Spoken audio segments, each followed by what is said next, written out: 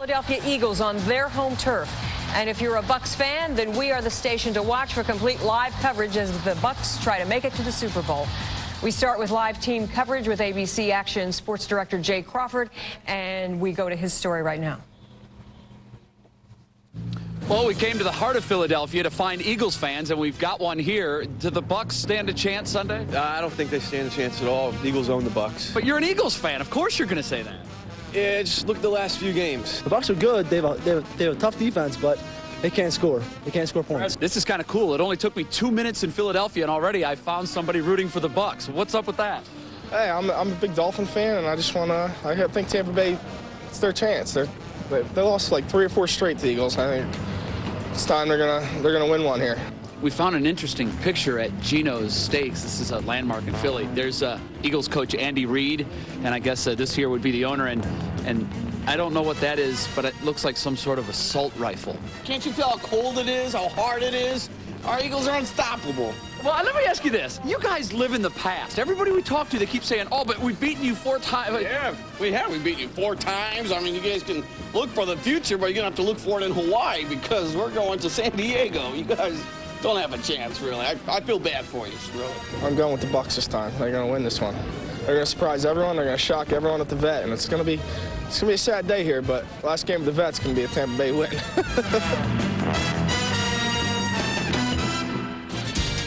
And Jay Crawford finds a needle in a haystack. Yes, a he Bucs does. fan up in Philadelphia. We continue our live team coverage now with ABC Action News reporter Rob Spicker. And Rob, you caught up with a few people who got tickets to this championship game. They got those tickets today. That's quite a feat, too.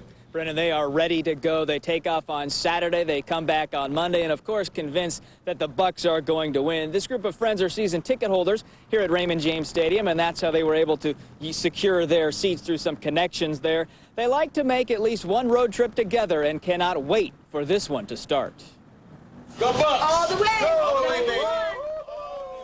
At Bricato's Sandwich Shop, everyone is a Bucs fan, and 6 of them have tickets to the game. I was in Tampa Stadium in '79 when we lost to the Los Angeles Rams.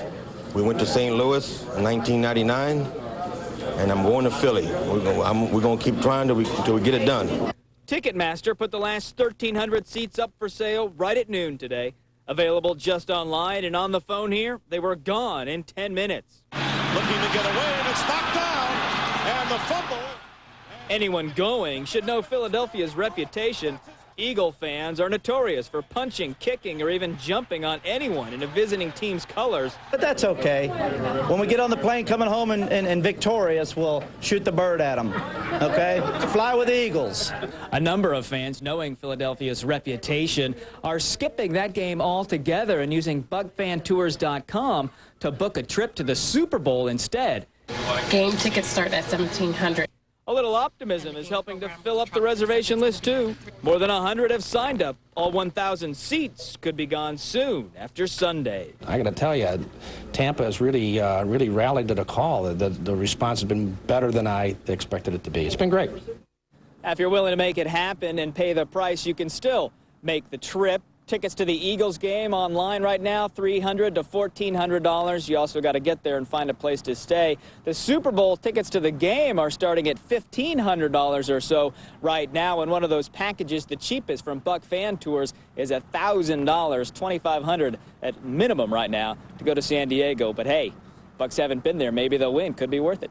Well, Rob, you know, if you book a ticket to San Diego now and by some fluke the Bucs don't go to the Super Bowl, can you cancel that flight and get your money back? Well, it's going to have to be a fluke, yes. But yes, you can cancel that. Some services are charging a fee. At least they'll keep some of your money, or you'll get it all back if you can't go. All right, can't lose. Thanks, Rob Spicker, reporting live from Raymond James Stadium. Marty? And nobody's excitement can surpass that of Brad Johnson's mother. Ellen Johnson is an assistant principal at a Pinellas County middle school.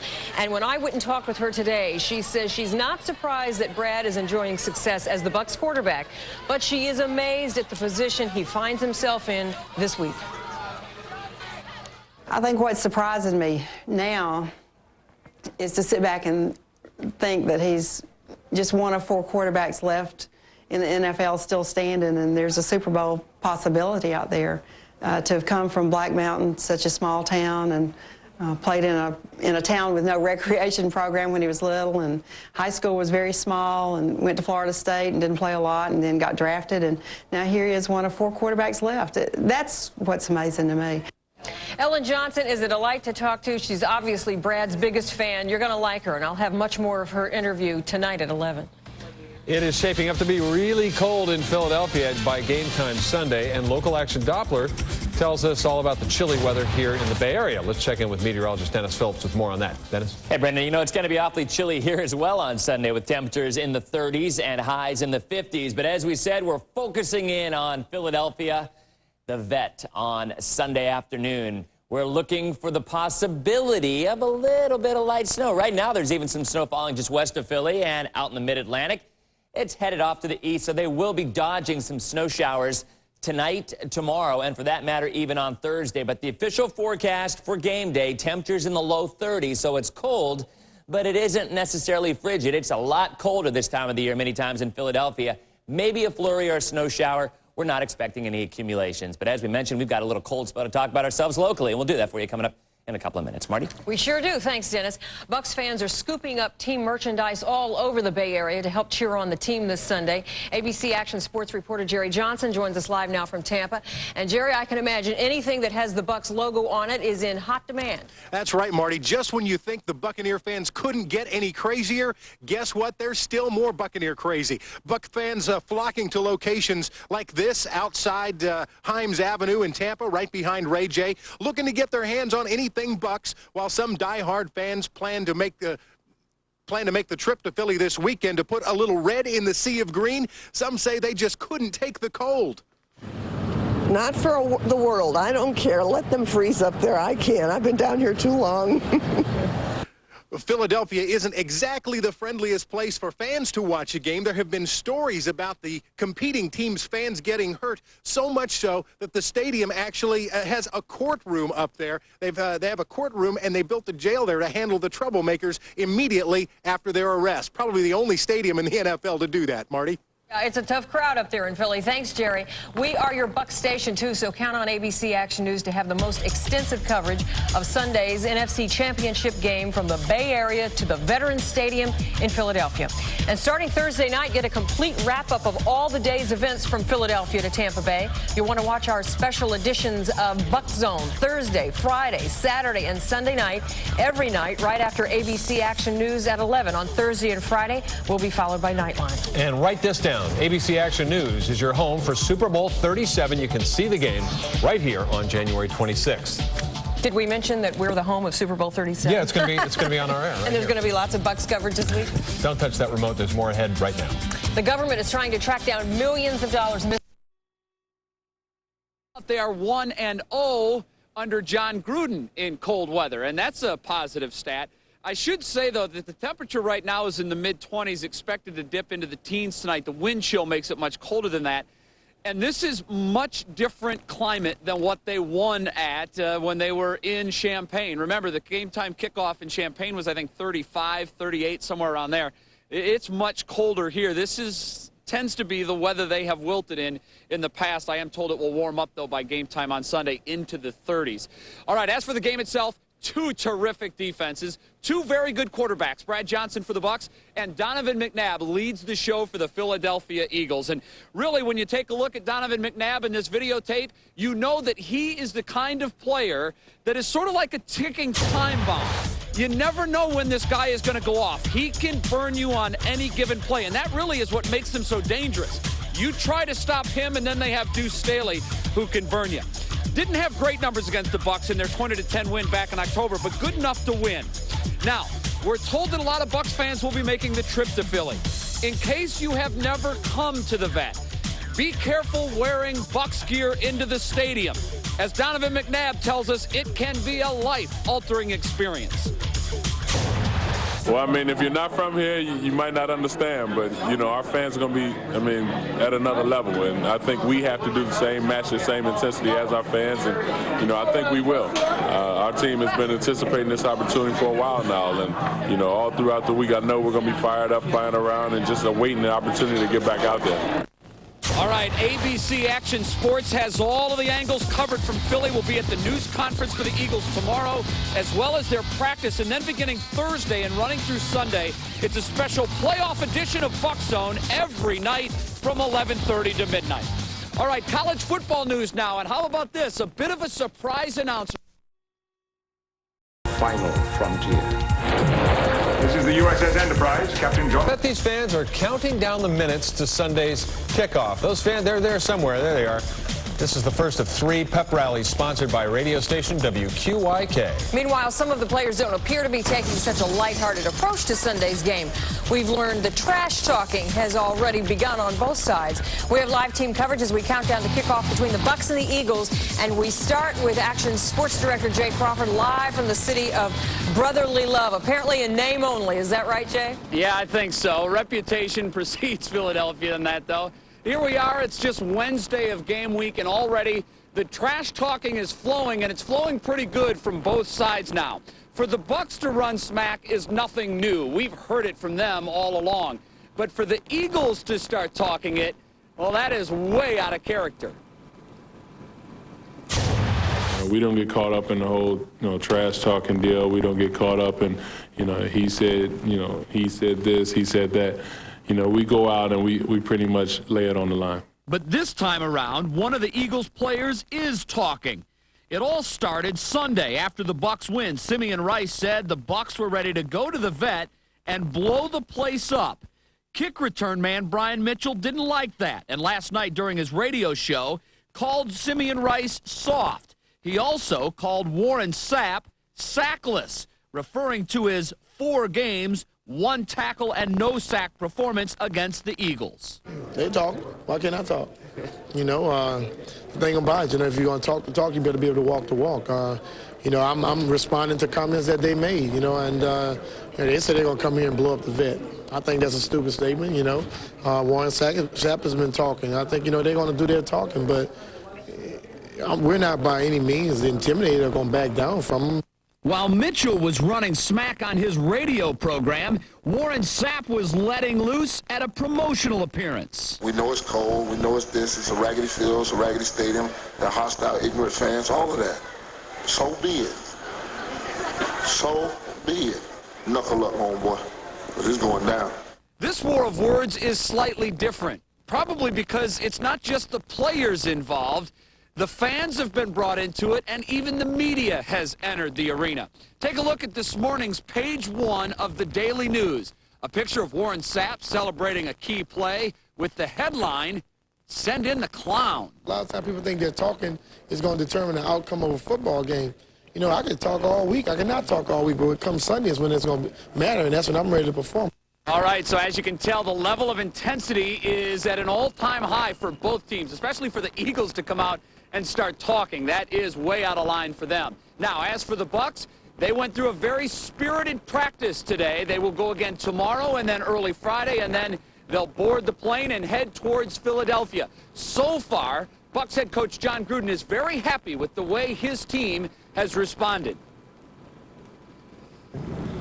Well, it's kind of like last week. It was the biggest game in franchise history last week. It's a lot of enthusiasm around here. Our guys are obviously aware of the magnitude of this game and what's at stake. At the same time, we realize we have to be composed. We have to concentrate right now and prepare ourselves to play our best game. All right, don't forget, ABC Action Sports has all of your Bucs angles covered.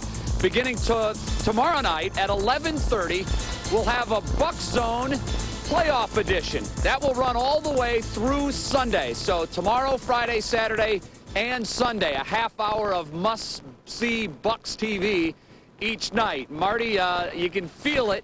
Game time, even though it's a couple days away, draws near.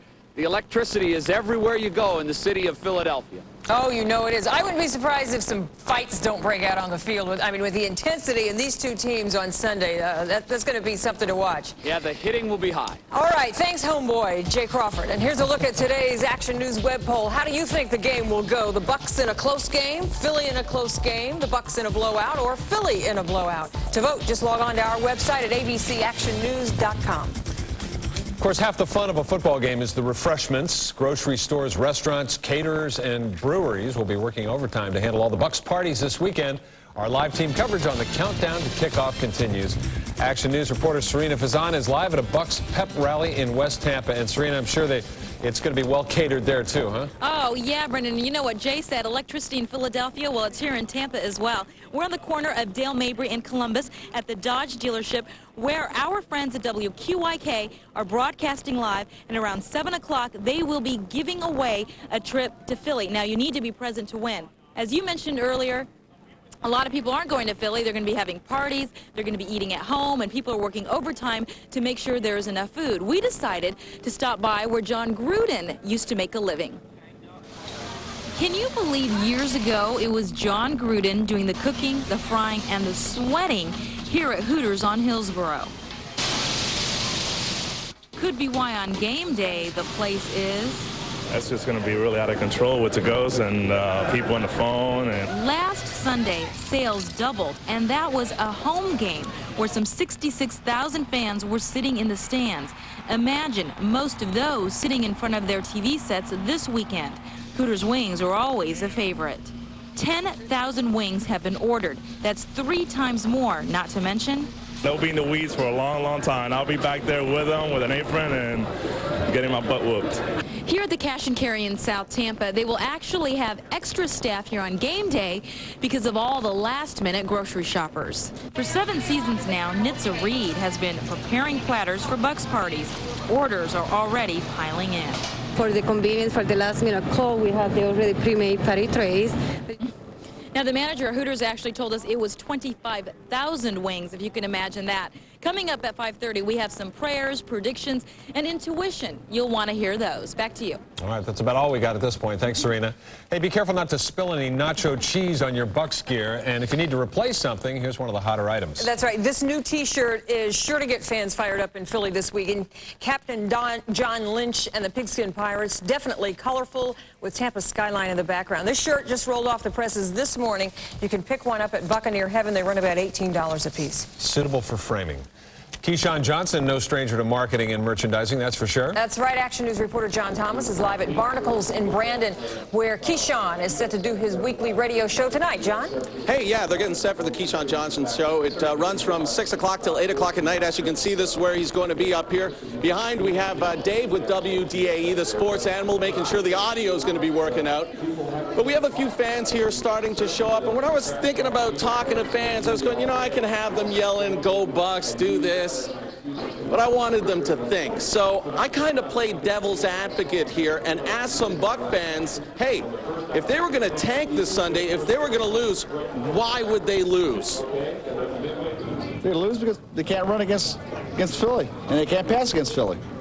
What's with Philly that prevents that from happening? The blitz.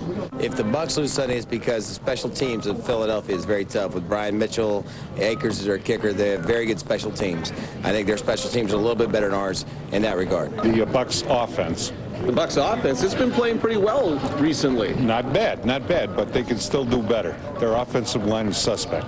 What do you see as possibly a weakness with the team? The weather. The weather. Why? So, didn't we shake that with Chicago? Yeah, we did, but still, you know, it's in some of their mind, you know, the weather. The only thing I'm concerned about is the offensive line, keeping your defensive players out from Philly. That'd be the only way, but since we're playing so much better now, and I believe in the do theory, we're due to beat them. They're due to beat them. Over my shoulder there, that's a crew from Philly. That's a TV crew from Philly. We don't like them. Anyways, I don't want to be completely negative here. I asked some of those same people, what will the Bucs have to do to win this game? We're going to have that at 6. But before we go, I want to I want you to meet here Cheryl. Cheryl, you were at the game last week. What happened? I lost my voice. She lost her voice at the game. Now, what are you planning for this game here? You think they're going to win? Well, definitely. They have to win. They're going to win. They're going all the way. Philadelphia doesn't have a chance. Philadelphia doesn't have a chance. I want to show you what Cheryl brought here for Keyshawn Johnson to sign tonight. She brought a lobster. I don't know if he's going to sign it, though. Anyways, back to you guys. All right, what time is Keyshawn supposed to be there, John? Probably he gets here probably just before 6 o'clock. The show runs from 6 o'clock until 8 o'clock. All right. John, that Philadelphia crew, by the way, said they don't like you either, John. That's right. There'll be a food fight before it's all over. If you're a Bucs fan, you can't afford to be anywhere but here. Action News is your home for the most extensive countdown to kickoff coverage in town and the home for Super Bowl XXXVII. Trust meteorologist Dennis Phillips and local Action Doppler. Good afternoon, everybody. Well, we've all been talking about how cold it's going to be in Philadelphia on Sunday, and that certainly hasn't changed. If you're heading on up for the game, Sunday will be cold. But what we're concerned about isn't the upper 20s to low 30s, which is what they're going to see at kickoff. The wind chills will be in the teens, and there will be a little bit of light snow, a flurry or two. That's on Sunday. But if you're going up to the game and you're traveling tomorrow night or Friday, stick around. They could be looking at quite a snowstorm tomorrow night in Philly. We'll have the update coming up in a couple of minutes. Brendan? All right, thank you, Dennis. Tonight, Action News is discovering some disturbing news. Prove it. Our lead story at 5:30 is one you will see only on ABC Action News. Action News reporter Rob Spicker joins us live from Raymond James Stadium. So, Rob, explain all this. Well, Linda, Marshall has gone back to Green Bay and away right now, trying to find witnesses to his arrest here at the stadium. He's been appearing on the radio there and taking out ads in the newspaper. He's done some advertising here in Tampa, too, and that has led him to a witness who saw some of what happened and backs up his story that he did nothing wrong. I'm guilty of going to a Bucs game. John Marshall and his attorney John Trevina came up with this novel approach to find any witnesses. It turned up single mom Michelle Cantrell. I'm scared. Yeah, it's a pretty scary thing. Marshall was arrested during the fourth quarter of the Bucs-Packers game in November. He admits flicking the hat of a Packers fan before an off-duty deputy got in his face. So then he walked to a deputy in uniform. I point to him as he's harassing. As soon as I don't even get that much out, and the two of them slapped me on the ground, beat my head into the wall. Marshall took these pictures as proof. Cantrell says the cops went too far. From your perspective, he wasn't fighting back. At all. At one point, he was still handcuffed, and they were still doing this, so. Marshall's arrest report here at the sheriff's office tells a much different version of events. That he knocked off more than one ball cap, resisted his removal from the stadium, threw a beer at a deputy, and continued to struggle until several deputies had him under control. From your deputy's report, you have no reason to doubt it. No, as deputy, I have no reason to doubt it. Again, I'm not there. I'm not an eyewitness to it. I'm just a spokesperson. Marshall doubts it all, saying it just didn't happen the way deputies described. I don't understand why I'm being still wanting to be charged with a crime when the real criminals are wearing these badges. And the state attorney's office is currently reviewing Marshall's case to decide whether or not they will go forward with it or drop it. They have yet to speak with Michelle Cantrell. One of the big problems he has with this official version of events is that Marshall says he did not have a beer in his hands, so how could he have dumped one on a deputy? He hopes this effort clears his name. All right. Thank you, Rob. Well, Marshall's effort has so far cost him $22,000 from his own pockets.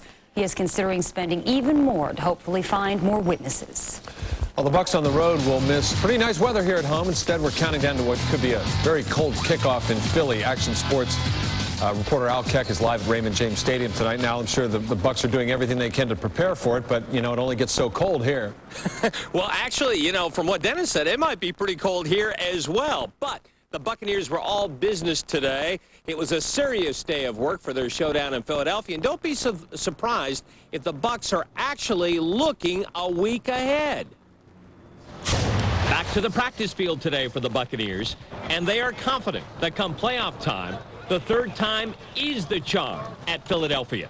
We're going out with a great plan and a great bunch of guys, and it's a 60-minute war for the greatest show on earth, and we're relishing in the opportunity of being here because there's 28 teams that are sitting home that gotta have you guys in front of them. And I'm one of those lucky four. How can the Bucs look past a team like Philadelphia, especially playing on the road? Well, the Bucs say the thought of that carrot, a Super Bowl waving right out there in front of them, that can help them focus on what they need to do. This opportunity of a lifetime to do something special, to be a part of those 37 teams that came prior before us to win a world championship, to be on the road to that, to be 60 minutes away from that, this game speaks volumes.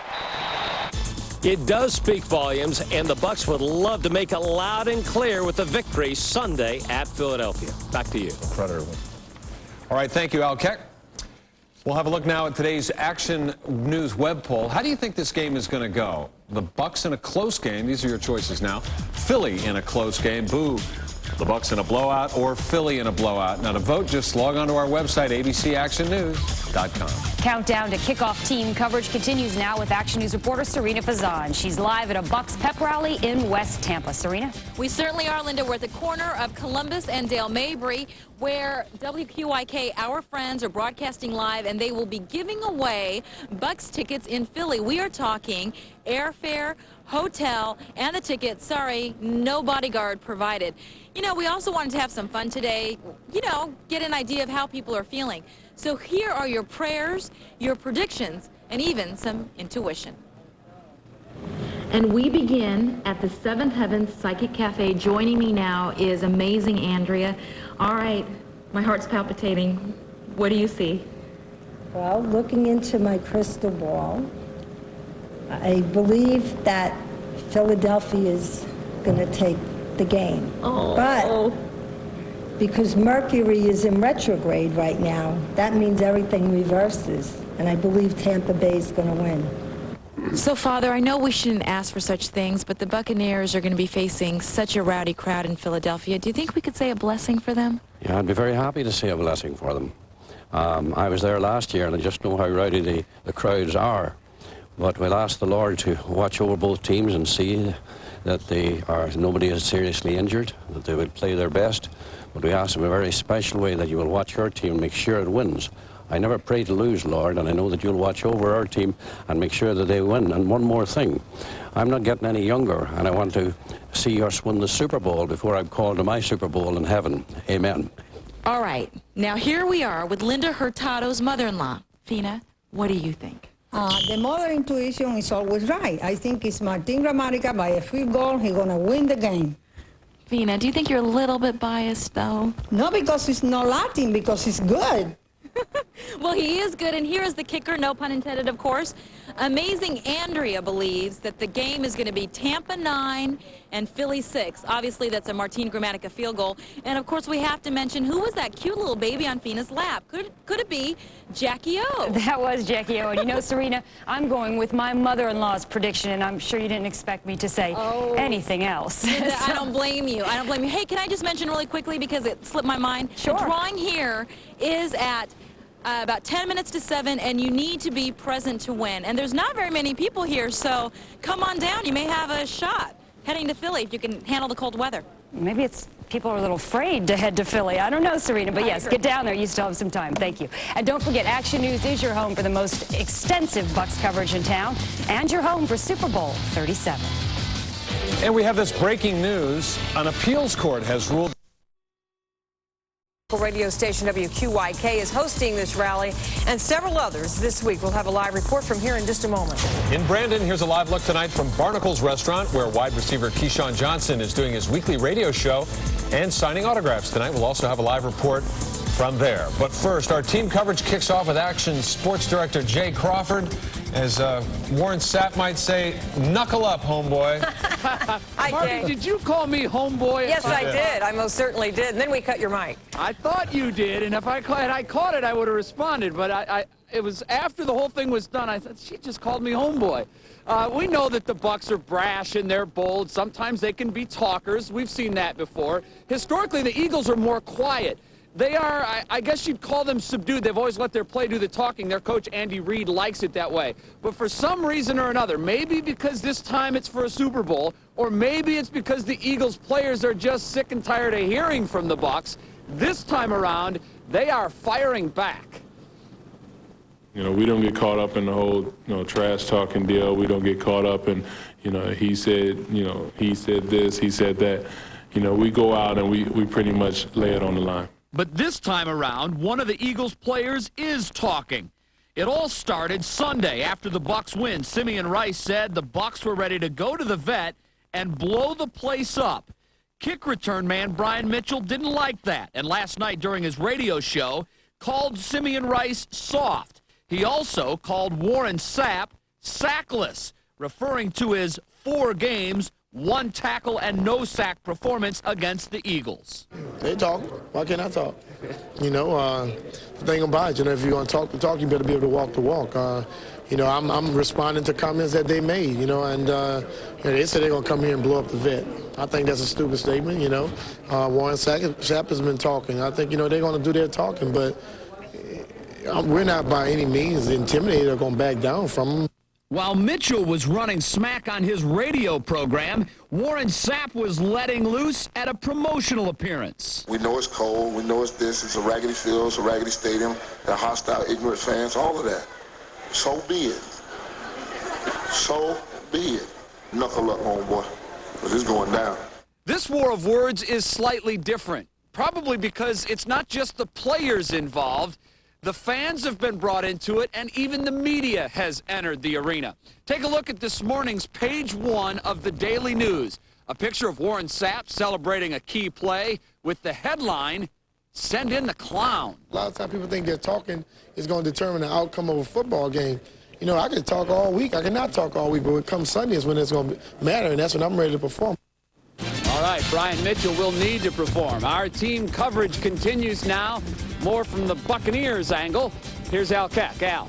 Well, Jay, it was a serious day of work for the Tampa Bay Buccaneers, and they say they're actually getting tired of all this talking stuff, and they're also tired of all the history lessons. All explained coming up in sports. Back to you, Jay, or should I say homeboy? Yeah, that's exactly right. Thank you, Al.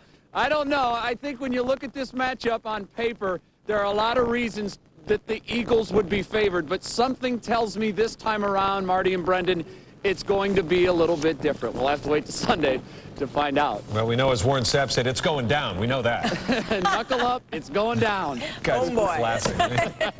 All right, thanks, Jay. At 5, we wanted to know who you think will win this Sunday's game. That's a different question from who you want to win, but 31% of you say the Bucs will win in a close game. 23% feel Philly will win in a close game. 6% voted for the Bucs to win in a blowout, and 40% made the call that Philly will win in a blowout. Tell us what you think. To vote, just visit our website at abcactionnews.com and see if you can't change those numbers for us. And check out this newest Bucs t-shirt. It shows Captain John Lynch dressed in a pirate outfit, giving the thumbs up with one foot on the treasure. The John Lynch and the pigskin pirate shirts, hot off the presses just today. They're selling for $17.99 each. And while fans are getting their wardrobe ready for Sunday, local bars and restaurants are stocking up on extra food and beverages. ABC Action News reporter Serena Vazan joins us live at a pep rally going on right now in Tampa. Serena? That's right, Marty. Take a look at the crowd. It's quite a big one now. It's gathering. Our friends at WQIK are broadcasting live, and they will be giving away a free trip to Philly, Bucs tickets, hotel fare. The only thing that they can't offer is security. But there are several of us that are going to be here for the game, and there are crews working overtime, making sure you have enough to eat. The drummies, chicken wings, the double eggs. Orders are piling up. Deli manager Nitza Reed is working long hours, but she says this is nothing. People always wait for the last minute, and that's what we're here for. Extra staff will be at the cash and carry on Sunday. It is the game day rush Michael Wright is trying to avoid. Got some chicken wings, some chorizo sausages, some tortillas, a little bit of turkey and ham, you know, for the sandwiches. For those who don't want to cook at all, the Hooters crowd says come on in. Talk about a busy day for this crew. And they'll be in the weeds for a long, long time. I'll be back there with them with an apron and getting my butt whooped. If you think it's busy now on a Wednesday after This weekend's game, he is confident. At 5, I asked people, hey, what's going to go wrong if they lose? Well, at 6, I asked the same question. What are they going to have to do to win this game? I think the Bucs are a better team now. I think after 10 or 12 weeks since the last game, they've picked up the offense much better. I think Brad Johnson's in his groove. I think with our third receivers of Jared Vicious and now also Keenan McCardle, I mean, last year we went with Jacquez Green and Riddle Anthony, who are not even in the league anymore. We have the #1 defense, I believe, in the NFL. And so long as we can put some points on the board, we'll win. What is it about the Bucs this year that makes them different from previous years when they've lost to Philly in Philly? Gruden. better coach. Totally different year, totally different attitude on the team. They have an offense where in the past we go in the playoffs without an offense. I think Gruden will make a difference.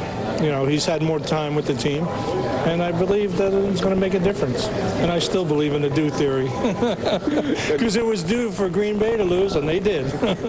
So fans are very psyched about this game coming up. I want to show you something. Take a look at the Chucky doll here. Okay, now take a look at Judy down here. Go to Judy down here. Oh, there is a striking resemblance there. Anyways, back to you guys. Striking. Judy's fun at parties. Do that old Gruden impersonation. That's right. Thanks, John. We are your Bucs station. Count on ABC Action News to have the most extensive coverage of Sunday's NFC Championship game from the Bay Area to the Veterans Stadium in Philly. And starting tomorrow night, get a complete wrap-up of all the day's events from Philadelphia to Tampa Bay. You'll want to watch our special editions of Bucs Zone Thursday, Friday, Saturday, and Sunday nights, every night, right after the ABC Action News at 11. On Thursday and Friday, that will be followed by Nightline. And your home for Super Bowl XXXVII is here. ABC Action News. You can see the game here on January 26th. And ABC Action News is just getting started. Coming up, TIA security officials are getting high marks for their action. Mr. Gruden's attack. It's a game plan designed to play into the Bucs' strength. 3 key elements that, if successful, will make the Bucs victorious against the Eagles. The first and most important is the turnover ratio, an area Tampa Bay has dominated the past 3 seasons. The Bucs are just one of 3 teams in NFL history to finish the regular season 3 straight years with at least 15 or more takeaways than giveaways. Last time we played them, we had a turnover at the beginning of the game, gave them 3 points. That's what we cannot do. They are very lethal, but you have to, some way you have to make big plays, and you got to avoid the mistakes. While turnovers are a major factor in deciding the outcome of a ball game, the one common denominator between the Bucs and the Eagles in their 2 playoff matchups has been the running game ratio. I don't know statistics. Well, here they are. In the past 2 playoff games, the Eagles won the battle and the war, outrushing the Bucs by 76 yards in the first game and 85 yards the last game. That was running the ball. Who had the most yards won it. And, you know, that is definitely something big. And, you know, with the running and protecting, hey, I mean, we got to go out there and play ball. It's going to be a battle. You know, who can get their running game going and who can stop the other team's running game and who can contain and pressure the quarterback the best. In order to find room to run, the Bucs will need to scare the Eagles out of their heavy blitz packages, which means Brad Johnson needs to connect with his receivers early and often. It's very important. You got to make plays into the blitz. I mean, the only way you stop them is to make plays. And you're not just small plays, you make big plays. And the biggest thing is you do have to attack. And, you know, we're going to try to run the ball. We're going to switch up our protections and try to get some mismatches at different times. It's 3 big steps to San Diego. Kevin O'Donnell, Fox 13 Sports. The Niners fired Steve Mariucci after he couldn't get the team to the Super Bowl in 6 years. Tonight, The league, and now the Eagles are smacking right back. The NFC Championship showdown is our lead story tonight, and team coverage begins with Action Sports Director Jay Crawford, who is live in Philadelphia. Jay? Well, Marty, it all began last night on a couple of radio shows. Here locally in Philadelphia, punt returner Brian Mitchell went on his show.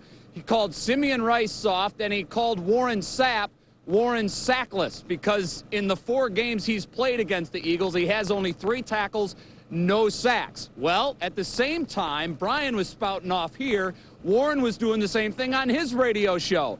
Listen to one of his comments from last night, and listen particularly to how he refers to Eagles fans. We know it's cold. We know it's this. It's a raggedy field. It's a raggedy stadium. They're hostile, ignorant fans, all of that. So be it. So be it. Knuckle up, homeboy, because it's going down. Well, I don't know if you heard it in that clip, but he actually referred to Eagles fans as being ignorant. You know, I guess after you've been here as many times as he has and they've lost, you would feel that way, especially with some of the punishment they've dished out. All right, 32 teams in the National Football League back in July. They all began the season with the same dream quest. 28 are all done, and now we're down to the final 4. Just getting to this point is next to impossible.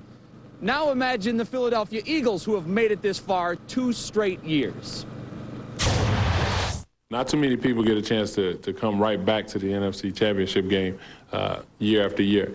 You know, some people go through their career without even coming to this game.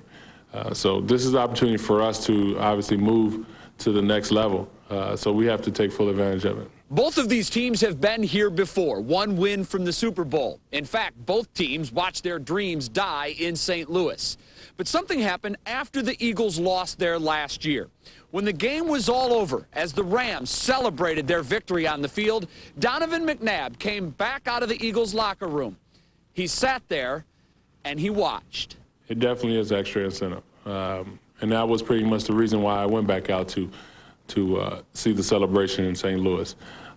It was an emotional game for me. You know, you get so close, and you know, obviously we didn't win the game, but you know, you visualize us getting back to that spot again and doing it here in the vet. And that was sort of my motivation going through the offseason of getting back to this point and obviously changing the outcome. No one remembers the loser of the NFC Championship game. Yeah, we went up there and we fought, and you know, we were close and we had a shot, but we lost the football game. I think we're a better football team today because of it. All right, our team coverage continues right now of Bucs Eagles Part 3 in the playoffs with John Thomas. John? Yeah, Jay, you know where you are. You're probably caught in a sea of green, and that can kind of get a little nauseating after a while. Look at me right here. It's pewter and red everywhere. I actually asked them here if they had anything Eagles. This is what they show me. This time, it's personal this time. There we go. There's the Eagle. And come on, isn't this what it's all about? It's all about the Bucs. In the NFC Championship football game, we are trying to get the Super Bowl together. At Barnacles in Brandon, as he hosted his talk show on 620 WDAE, the sports animal, Keyshawn Johnson was all about confidence. He even threw a few shots at the visiting Philly media. They can't even wait to the national press conference on Friday afternoon in Philadelphia. They got to come down here to try to create distractions to get an edge for their football team. But is it all just talk? As Bucs fans, it's easy to pump a fist and say, hey, bring it on. We're ready, man. We're ready. See how easy it is? But can we step back and look at the team? You know, break it down, look for weaknesses. They lose because they can't run against Philly, and they can't pass against Philly. But come on, that's just crazy talk. It's a totally different year, totally different attitude on the team. They have an offense where in the past we go in the playoffs without an offense. We're a different team. I think we're going to be very strong in that atmosphere. I also think right now that we have a little bit of confidence, a little bit of swagger, and we're due. And we're going to take care of business. That's more like it. And let's save the last word for Keyshawn because, you know, it is his show. We'll see what happens at the end of the day when we're celebrating on their stadium, in their stadium, on their field, in that championship football game.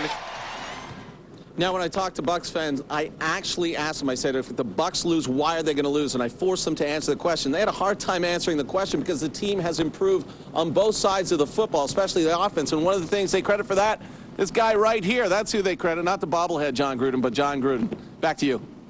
Yeah, those bobbleheads really aren't very good at coaching, but the real deal They can is, work wonders, that's right. Thank you, John Thomas. Here's a programming note for you. Starting tomorrow night, we'll have complete wrap-ups of the day's football-related events from Philly all the way to Tampa Bay. We have special edition Bucs Zones on Thursday, Friday, Saturday, and Sunday after ABC Action News at 11. Thursday and Friday nights, Bucs Zone is followed by Nightline. So that ought to hold you, football-wise. Our team coverage of the Bucs continues now with Action Sports reporter Al Keck live at Raymond James Stadium. You know, all the craziness surrounding this game, believe me, goes well beyond Philadelphia. In fact, even hint at a ticket giveaway, and you will draw a huge crowd. Check out the scene today outside Jerry Ohm Dodge in Tampa. WQIK Radio gave away the first of 3 trips to Philadelphia, tickets and all. The winner is Trista Smith. She's a former Philly resident who now lives in Tampa, and Trista claims to be a Philadelphia Buccaneer fan, rather. In the meantime, the Buccaneers went through a serious workout today. The Buccaneers say the latest Buccaneer-Philadelphia showdown is worth all the hype. We're going to go up and play a 60-minute ball game with the #1 seed in the NFC against the #2 seed in the NFC. In their house for the greatest show on earth. Don't miss this one. Don't miss this. Remember, this is only Wednesday. We still have a ways to go until Sunday, What a week it'll be as we wait for this NFC Championship. Back to you. All right, thanks, Al. Boy, if Warren Sapp plays as well as he talks, That's right. It's a lock. He does have a mouth. You know, Bucs fans are encouraged to send the team off in style this Friday. Fans going out to the stadium have to know a couple things. You enter on Lot 2 on Dr. Martin Luther King Jr. Boulevard. That's in the northeast corner of Raymond James Stadium. Parking lots will open at noon, and the team will leave at 3. And Bucs paraphernalia is flying off store shelves this week. This brand new shirt shows Captain John Lynch in a pirate outfitting, giving the thumbs up to fans. These shirts rolled off the presses just today, and you can pick one up for $17.99 at Buccaneer Heaven in Tampa. Now for a look at what the weather's like in Philly, I'll give you a hint. It's not good. Let's go to Action Doppler and Chief Meteorologist Dennis Phillips. Dennis? Hey, Brendan, it's not good, and it's going to get worse. In fact, there's now a winter storm watch in effect from Philadelphia southward. A big area of snow. It's getting its act together in the plains, and it is headed toward Philly. Here's the good news. It'll be out of there by Friday afternoon. So for game time, no, it's not going to be warm. It'll still be in the upper 20s with wind chills in the teens. But the snows will be nothing more than a flurry or two. But if you're heading on up later tomorrow or Friday, expect up to 6 inches of snow Philly southward. We'll tell you more about that and a look at our chilling forecast coming up in just a few minutes. Brendan? All right, that'll put a chill in your cheesesteak. More local news now. An 8-week-old allegedly shaken by his mother was taken off life support last night. They have no need for us at all, except, of course, for the cameras. They're making fun of him in Philadelphia. Maybe that's the supreme compliment for Warren Sapp. He loves the spotlight this week, on and off the field. Today at One Buck Place, he wasn't vintage Warren.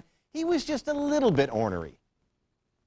We're going out with a great plan and a great bunch of guys, and it's a 60-minute war for the greatest show on earth, and we're relishing in the opportunity of being here because there's 28 teams that are sitting home that gotta have you guys in front of them, and I'm one of those lucky 4.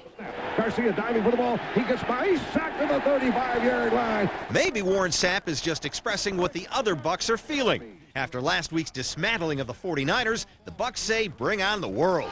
Touchdown Tampa Bay! Including all those mobile quarterbacks like Donovan McNabb, who used to give them trouble.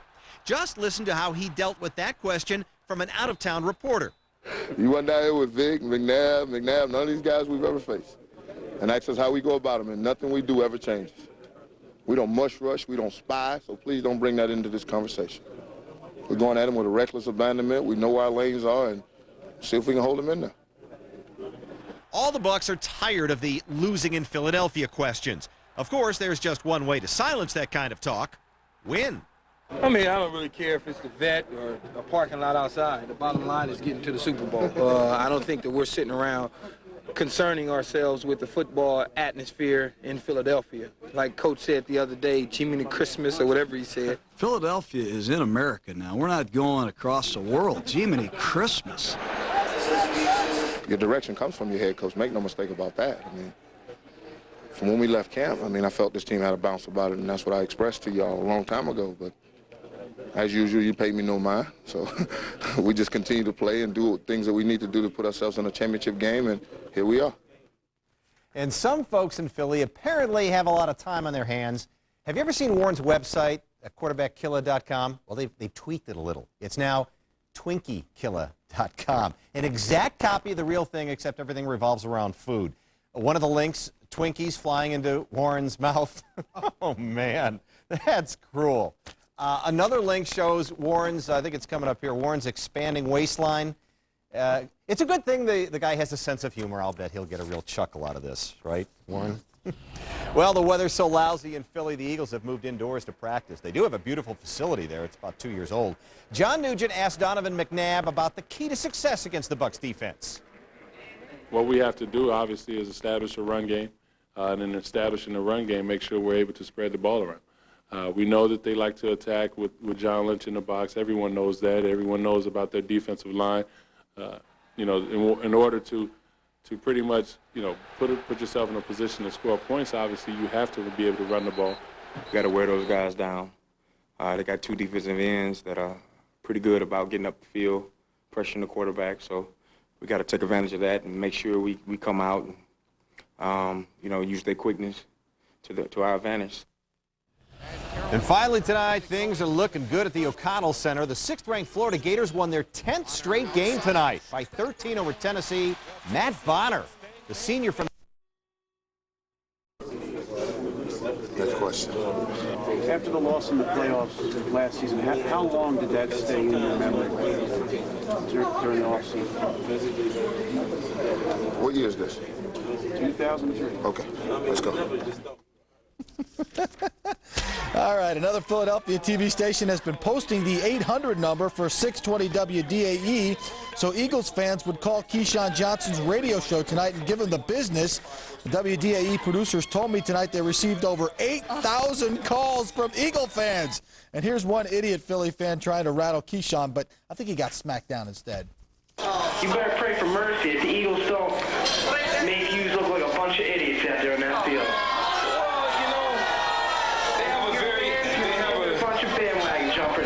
If you don't get one catch, they're going to hate you too. Yeah, and if Philadelphia Eagles lose, you're going to hate them too, aren't you? I just got to say one thing. E-S-G-L-E-S, Eagles! I heard that live tonight. Wednesday. Yeah, it's going to pick up as we get it going. So I think even he was surprised about how many Eagles fans were calling your show tonight. They're posting the 800 number up there. I think we ought to post that station's 800 number, don't you think? I'll tell you what, any radio show that gets 8,000 calls, they ought to be happy. Yeah, unless they're Eagle fans. All right, we'll be right back. McLaughlin, you heard Dennis Phillips forecast this snow tonight on ABC Action News at 5, and boy, he was right. Here it is, live. It started coming down in Philadelphia about 2 hours ago.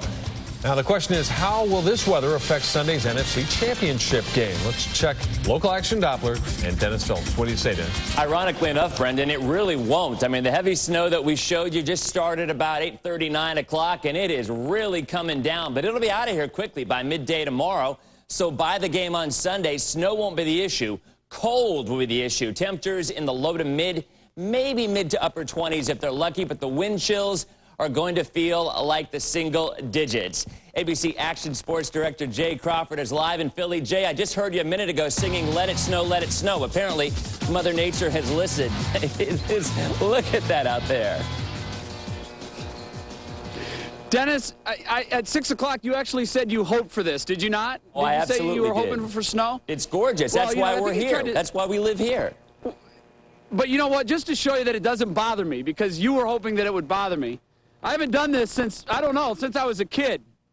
But I've wanted to do it for a long time, and I haven't had a chance, because you really don't get a chance to do this when you're in Florida. Hold on, I got to make it right.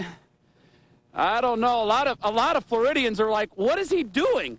Well, up north, where it snows, and when you grow up in that, you make something called snow angels. And there's our shot of our snow angel. You know what? They're a lot bigger than they used to be. When I was a kid, there were these little teeny tiny little snow angels, and now they're they're human-sized. Dennis, it doesn't frighten us, and I think the Bucs will be okay with this whole deal too. It's it's cold for a little while, but you get used to it. As for the football game, we know that defense wins titles, and whatever happens on Sunday, and really in the Super Bowl, that's going to hold true.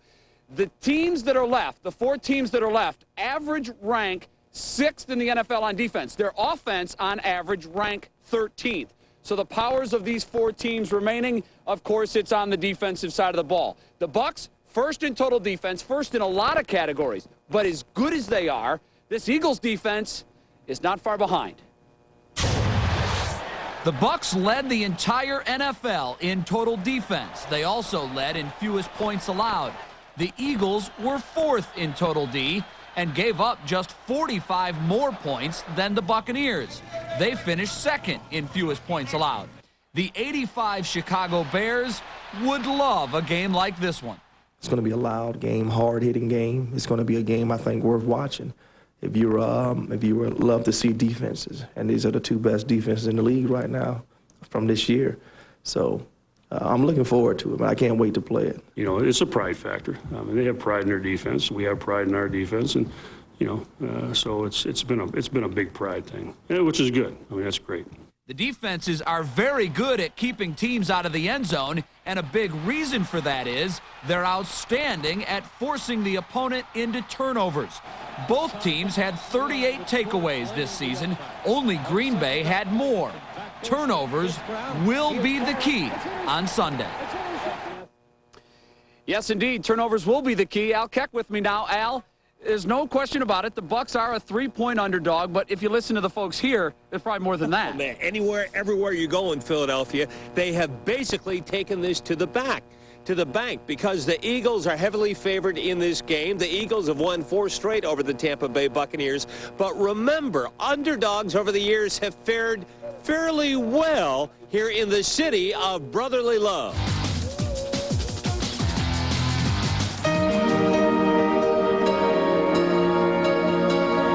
With all the success Tony Dungy brought the Buccaneers, he was judged by his 2 playoff losses at Philadelphia. Both times, the Eagles smothered the Buccaneer offense, the Buccaneers season, and ended his era with the franchise. So it will be the Buccaneers and the Eagles again here in Philadelphia. We're outside the famous City Hall here in downtown Philadelphia. Well, as the Buccaneers are preparing for their first trip to a Super Bowl, believe me, Tony Dungy's fingerprints are still all over this franchise. He built the defense here, and the defense is still running. The staff that he brought in, Coach Kiffin, Joe Barry, Mike Tomlin, Rob Marinette, they're still here. And a lot of these guys was influenced by Coach D. So Coach D influence on this team gonna always be here. It's so many of the lessons that they teach us and their values and how you win football games and their core beliefs as to how you do that are similar. And I think that's because they're both excellent football coaches. So Tony Dungy, of course, still a very big part of this football team, even though he's no longer here, but he's definitely in a lot of those players' thoughts. Yeah, and remember, Tony finally got his win against the Philadelphia Eagles. Big win. As a member of the Indianapolis Colts. He came here and beat them here, 35-14, back in November. All right, Brendan and Marty, the snow continues to fall. How much we'll get? Ask Dennis. He knows everything. Okay. Is that the dry, flaky snow or kind of the wet, slushy stuff, you guys? Well, I'm disappointed because I wanted to make a snowman, and it just doesn't pack well at all. So I don't know what that's considered. All right. Well, we're not laughing as hard as I thought we would when we saw snow on you. We'll see you in a minute, Jay. That's right. And he says he lost his hat there, but we think it might have been taken by, who knows, maybe one of those rowdy fans up there. Yeah, we've talked about that. Well, our team coverage continues now. And ABC Action News reporter Nanette Miranda is looking for Bucs fans in Philadelphia. Any luck out there, Nanette? Well, we hardly found any obvious Bucs fans. I'm sure there are many more out there, but with the Eagles fans known to be so brutal against visiting teams, you have to be a closeted Bucs fan here in Philly. Bucs fan Nicole Capitano of Tampa stepped off the plane and braved Eagle territory. Notice she is not wearing anything red or Bucs related. I don't even have my Bucs visors, like nothing, so definitely going to be incognito when I'm cheering in the fans, and totally excited to be here. Now, why are you going to be incognito? Because the vet stadium, there's a jail, you know? Apparently, other Bucs fans have the same idea. Obvious signs of pewter power in the city of brotherly love are scarce. Why do you think we're having such a hard time trying to find Bucs fans wearing Bucs shirts these days? You're in Philly. You're not going to find Bucs fans in Philly. Even if there is a Bucs fan, they're not going to admit it this time of year. Yeah, the reputation of Eagles fans being rough on the visiting fans is widely noted. We looked high and low for a Bucs fan, and the only one we could find was this dummy. And apparently, you have to be a dummy to be wearing a Bucs shirt in Philly. And if a Bucs fan dares to buy a Bucs shirt in Philly, it has to be on the slide. You can write a note, slip it to them, whisper it, call on your cell phone to the store, or you're standing right in the store, whatever. Have it bagged before you get in? Exactly. Interestingly, Philly police say there will be zero tolerance for harassing Bucs fans. There will be supposedly undercover cops in Bucs gear ready to arrest. Back to you. And that's why the full line of Bucs undergarments would be handy in a situation like that, Nanette. All right. Yep. Stay warm. They'd help you stay warm, too. Starting tonight, get a complete wrap-up of all the day's events from Philadelphia and Tampa Bay. You'll also want to watch our special editions of Bucs Zone tonight, tomorrow, Saturday, and Sunday, every night, right after ABC Action News at 11. Tonight and Friday will be followed by Nightline. And members of the Bucs are counting down to kickoff in public. Linebacker Derek Brooks was at the Roadhouse Grill in Carrollwood tonight. He was hosting his WDAE radio show in front of a live audience of very enthusiastic fans. He says the Bucs' previous performances in Philadelphia are ancient history. Going out there, morale may not be in the confidence, all the hoopla, by Coach Dungy may not be fired last year. None of that's hanging over our head. We're going up there with a simple mind frame of going up there to shut down the veteran stadiums the Buccaneer way. That's what's on our minds. And remember, we are your Bucs station. Count on ABC Action News to have the most extensive coverage of Sunday's NFC Championship game from the Bay Area to Veterans Stadium in Philly. Inspectors found 11 empty chemical warheads inside an... Like I said, it's still there, but I've stepped on it and the snow is coming down on it and everything else. But I was pretty impressed with it when I got a chance to stand back and look at it. It was okay. I signed it down at the bottom. As for the football game itself, it's really funny when you take a look at this. The Eagles fans we've been talking about all week, they're crazy. There is a rumor flying around Philadelphia that Eagles coach Andy Reid, who is an old friend of John Gruden, they coached together at Green Bay as assistants, called John Gruden this week and said, you may want to switch hotels because the fans are going to make it very difficult for you guys to get any rest while you're trying to get ready for the NFC Championship game. So we don't know if that's true or not. We've heard it from several sources. The Bucs may try to throw a curveball to the Eagles fans. I can tell you that last weekend when the Falcons stayed at their team hotel, Eagles fans were relentless and tried to keep them up all night, staying outside, beeping their horn and all of that. We'll have to wait and see. But getting to this point, the Final Four in the NFL is never easy. It's always a long and winding road, and we know that firsthand by watching the Buccaneers. They did it in '99, but they had to go on the road, and that's always tough, and they made it back. But again, they have to go on the road. You can't just make the playoffs. The mission is to go in with the best record. That way you can sleep in your own bed. You don't have to worry about being distracted by the visiting team or the home team fans. Warren Sapp was talking about the trials and tribulation of making it to the Final Four. With a great plan and a great bunch of guys, and it's a 60-minute war for the greatest show on earth, and we're relishing in the opportunity of being here because there's 28 teams that are sitting home that are have you guys in front of them. And I'm one of those lucky 4. Magic. All righty, and Bucs Zone, don't forget, it comes your way next at 11:35 or so. We'll do it every night all the way through the championship game on Sunday. Don't go away. We've got some good stuff planned for you.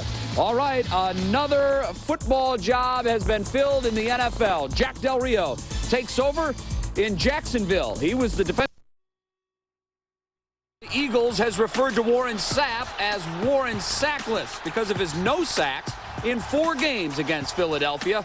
Warren appears to have his gloves off for this one. Plus, we'll continue to break down every aspect of Sunday's showdown as our continuing countdown to kickoff coverage continues with our playoff edition of Bucs Zone right now. And the snow tells it all. From the frozen tundra of Philadelphia, hello again, Tampa Bay, and welcome to our first of 4 special playoff editions of Bucs Zone. We will be with you tonight. We will be with you every night through Sunday. I'm Jay Crawford. And I'm Al Keck. If we were in Clearwater, this would be sand. Unfortunately, we're not, so it is snow. And it is cold, and if you're coming here for the game, be ready because it is frigid. The weather is not what you would call delightful. We start our show tonight by looking back. And 6 months ago, there were 32 NFL teams that all set sail down the same path. 28 of them are gone. Only 4 are left standing. And, of course, the Bucs are one of them. Here's how they got to where they are now.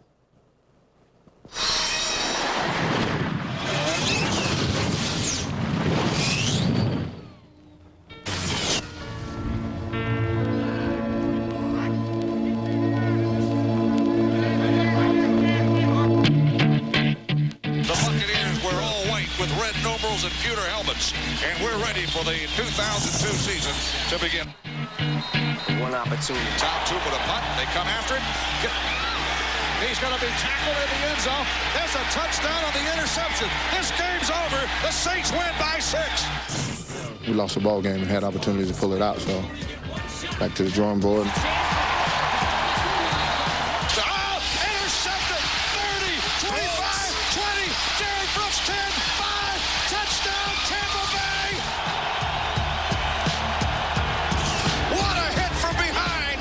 And McNabb coughs it up, and Derek Brooks is Johnny on the spot. Fourth touchdown. Defensively by Derek Brooks. The hand play action fake by the quarterback McNabb. He's going to run to the 2. Touchdown McNabb. Eagles add to their lead 19-10. Naturally, we're going to adjust from it. Naturally, we're going to bounce back because we got charisma. We got guys that can do that in this locker room. We won 5 games in a row. That told us a whole lot. Bounce back after the New Orleans loss and to be able to run off 5 in a row. So now we got to shake this one off much like we did the New Orleans game.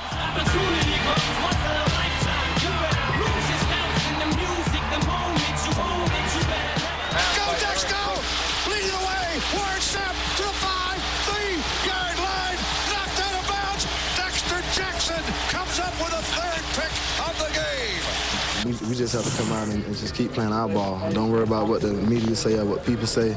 We know what we have in this locker room. Everybody sticks together, and we stick together. We feel like we have a great chance.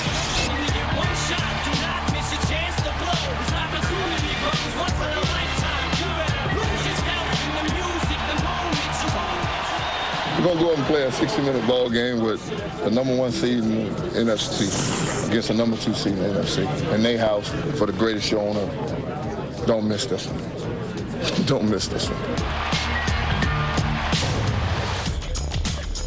On their way to the Final Four, the Bucs set a lot of new team records. They won 12 games in the regular season, beating their old record of 11 wins, done most recently in '99. They won 6 road games, also a new team record. Their 10 interceptions thrown, also a new standard, as John Gruden brought a new mistake-free mentality to the offense. And their 196 points allowed, best in the NFL this year, best in franchise history, and the 5th lowest total ever in a 16-game season. Al? Despite that, the Eagles feel like they own the Buccaneers. They've won 4 straight, and the Bucs have not scored an offensive touchdown here in Philadelphia in their last 3 games. Now, after every game, the Buccaneers say, well, we'll get them next time. Well, on Sunday, that'll be the biggest of next times. The Buccaneers say a break here and a big play there, and they would be the ones that would own the Eagles. We said at the beginning of the season that we'd probably take off about week 11, week 12, and we kind of hit off actually about week 6 or 7, really, and had 8 new starters on offense, and just kind of, again, we were just trying to get the plays called right in the huddle. I think we're a better team. I think we clearly are a better team. This is I think the best football team all around that I've played on here, and I think you know we set a franchise record for wins, and we've done a lot of things this year that we've never done before. And the numbers are all Philadelphia. The Bucs have been outscored big time. They've had trouble on 3rd down, and they've not been able to stop the Philly run game. But the Bucs are the first to say that these stats will mean nothing come Sunday afternoon. Now, going all the way back to July, John Gruden would tell anyone who would listen, the offense has a long way to go. He said, don't panic about this offense. He was the first to admit there would be bumps in the road along the way, and you watched and you saw them. There were. However, he insisted, don't be critical right away. Wait until the dust settles at the end of the year before you pass judgment. He said all along it was a work in progress, and Sunday we will see just how far they've progressed.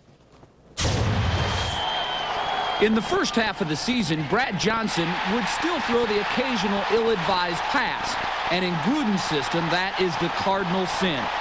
In the Bucs' 20-10 loss in Philly in Week 7, Tampa Bay was driving in the 4th quarter, trailing 13-10, when Brad was picked off by Al Harris. It killed the Bucs' drive and led to another Eagles touchdown that put the game away. But that play may have turned Brad's season around.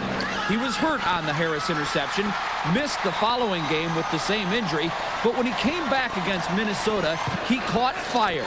Over his next 4 games, Brad Johnson would throw 15 touchdowns and only 1 interception.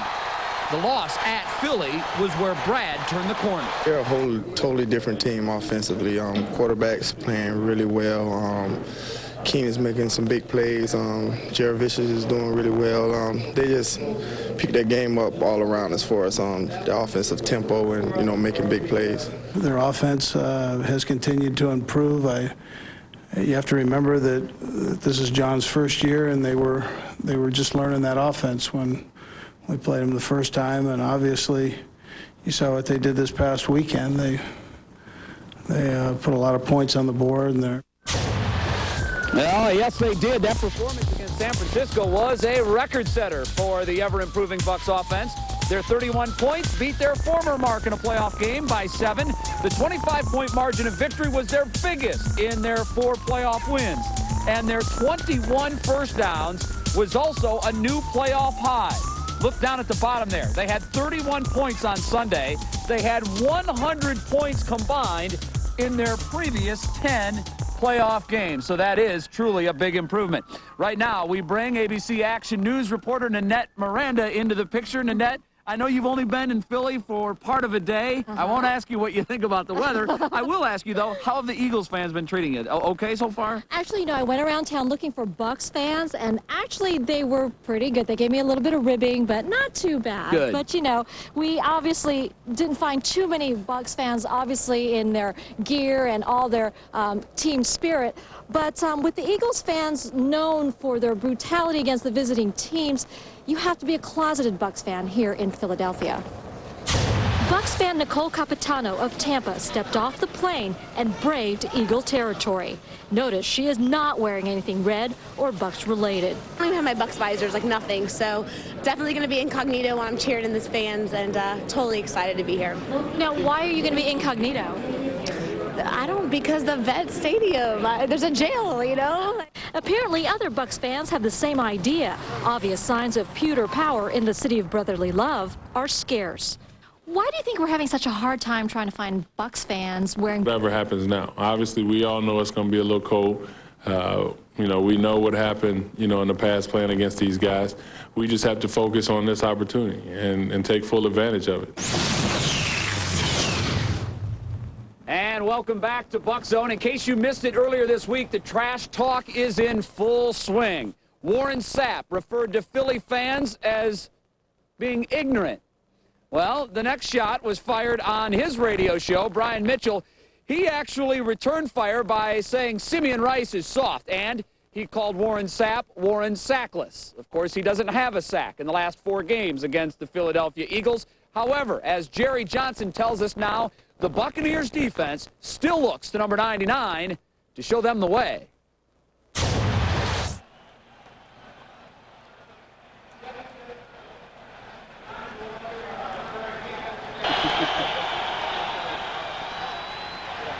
I wanted to punch that. Good job. Okay, you're up. You're up. Okay.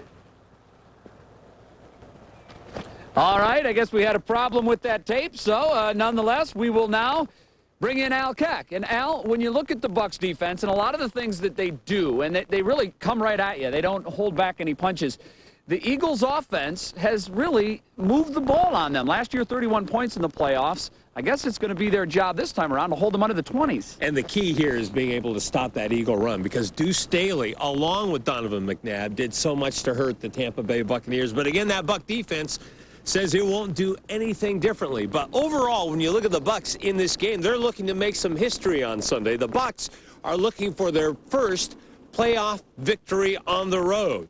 And this would be a huge time to do it with the spot in the Super Bowl and a trip to San Diego all at stake. Now, the Buccaneers came close under Tony Dungy and nearly winning the NFC title in St. Louis. Well, since then, losses, of course, to Philadelphia. And in Sunday's game, this will be a big opportunity for the Bucs to blow that streak away with a big victory. That'd probably be more electric than it was in St. Louis because they serve liquor up there, I think, way too early. But it's no different than when you come here in Tampa. It's a wild house here, so, I mean, you expect the same thing. But it's going to be one of those games where you have to execute.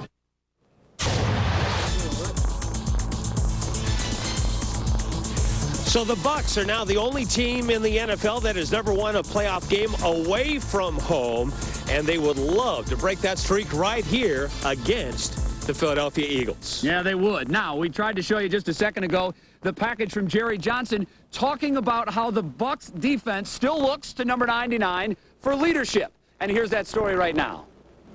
The Tampa Bay Buccaneers, number 2 seed, will take on the number 1 seed for a ticket to the Super Bowl. Though Derek Brooks is the NFL's Defensive Player of the Year, make no mistake that Warren Sapp is the heart and soul of the Buccaneer defense. And the 4-time All-Pro is all business when the talk turns to Philadelphia. It's a 60-minute war for the greatest show on earth, and we're relishing in the opportunity of being here because there's 28 teams that are sitting home that are have you guys in front of them. I'm one of those lucky 4. In 2 playoff games against the Eagles, Sapp was double-teamed and ineffective with just 2 tackles and 6 assists, games he vividly remembers. They're an excellent ball club. They've handled it the last 4 times we've seen them, so we got our work cut out for us. Sapp's answer to victory this time: don't give them anything cheap. Make them earn every yard, and it's going to be tough to move the ball. I mean, it's just what it is. We're going to go up and play a 60-minute ball game with the number 1 seed in the NFC against the number 2 seed in the NFC. In their house for the greatest show on earth. Don't miss this one. With the Buccaneers, I'm Jerry Johnson, ABC Action Sports. All right, Jerry, let's look at how the Bucs defense stacks up with the Eagles D through 1 playoff game. Both allowed only 2 field goals. The Bucs gave up just 62 rushing yards to Atlanta's 93. Here's a key stat. We'll look at the turnovers. The Bucs pressured San Francisco into 5 giveaways. The Eagles got Atlanta to give it up twice. And I need to point out something here with the Eagles defense. 12 straight quarters without allowing a touchdown in home playoff games. That could be trouble for the Bucs. They would love more than anything to come out on their very first drive, put it into the end zone, and put something into the heads of the Philadelphia Eagles. Next on Bucs Zone, Tony Dungy helped build this football team. Now he is with the Colts, but he is still very much here in spirit. That's all coming up next. You're watching Bucs Zone on ABC Action Sports. Go Bucs! Go Bucs! Go Bucs! Hey Bucs! Beat the Eagles! And I'm Linda Ricciardi. Let's go Bucs! Let's go Bucs! Fans packed the parking lot at Raymond James Stadium to give the team a warm reception before they loaded in the buses to head up to chilly Philly. Action Air One flew overhead as the motorcade made its way from Raymond James to Tampa International Airport, where the team took off for the city of brotherly love. We'll have a live report from Jay Crawford, who is in Philly, in just a moment. But we begin with breaking weather news because the Bay Area may feel a lot like Philly this weekend. Action News Chief live team coverage. We're kicking into high gear with Action Sports Director Jay Crawford live in Philly. And Jay, we understand that one very important Buck did not make this flight out with the Bucs today. Yeah, and this could be very big news for the Buccaneers as they get ready to take on the Philadelphia Eagles. The Bucs, as we showed you, on their way to Philly, they're expected to land here in about the next 45 minutes or so. That is, of course, weather permitting. But they will be missing one major piece to their offensive puzzle. We told you yesterday that wide receiver Joe Jurevicius had missed practice Wednesday, then again yesterday. John Gruden told us he was excused to deal with a pressing family concern. Well, Joe is still handling the matter, and he stayed behind in Tampa. He did not make the trip, but that doesn't necessarily mean he won't be here for Sunday's game. He was excused for personal reasons, and we think he's going to play, but at the same time, we respect his situation, and we're supporting him, and we'll see what happens here in the next 24 hours, and if things work out, he'll fly down sometime Saturday, meet us Saturday evening. All right, certainly that is the hope that he will be here. He's been a key part of their offense this season. All right, as you would guess, the entire city of Philadelphia is bananas right now for the Eagles, and we will show you pictures to prove that coming up in just a little bit. No signs of Bucs fans anywhere, at least not out on the street. However, we found one who works in a small office of about 20 employees, 19 of which are raving lunatic Eagles fans, and then the loneliest man in Philadelphia.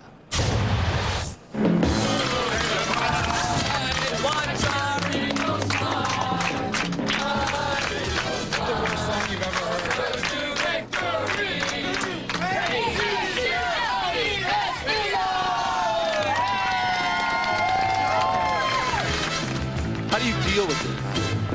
It's unbelievable. Tampa Bay, they've been losers. They always will be losers. They're nothing but losers, and I can't see them ever getting better. The Eagles fans are the most pathetic fans you'll ever want to meet.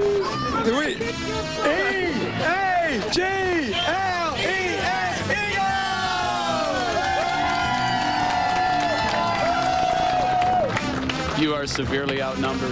Yes, I am. Can I just tell the fans of Tampa right now that the city of Philadelphia, the Philadelphia fans, the Philadelphia newspapers, the Philadelphia medias, everybody has put the Eagles in the Super Bowl. The sports writers have put the Eagles in the Super Bowl even before they played at the Atlanta Falcons. So this game is a nothing to them. They're assuming they're going to the Super Bowl. How tough is it going to be to come into work Monday after a 20-13 Bucs lead?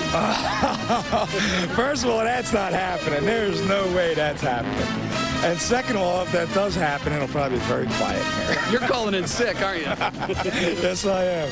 Let's go Bucs! Let's go!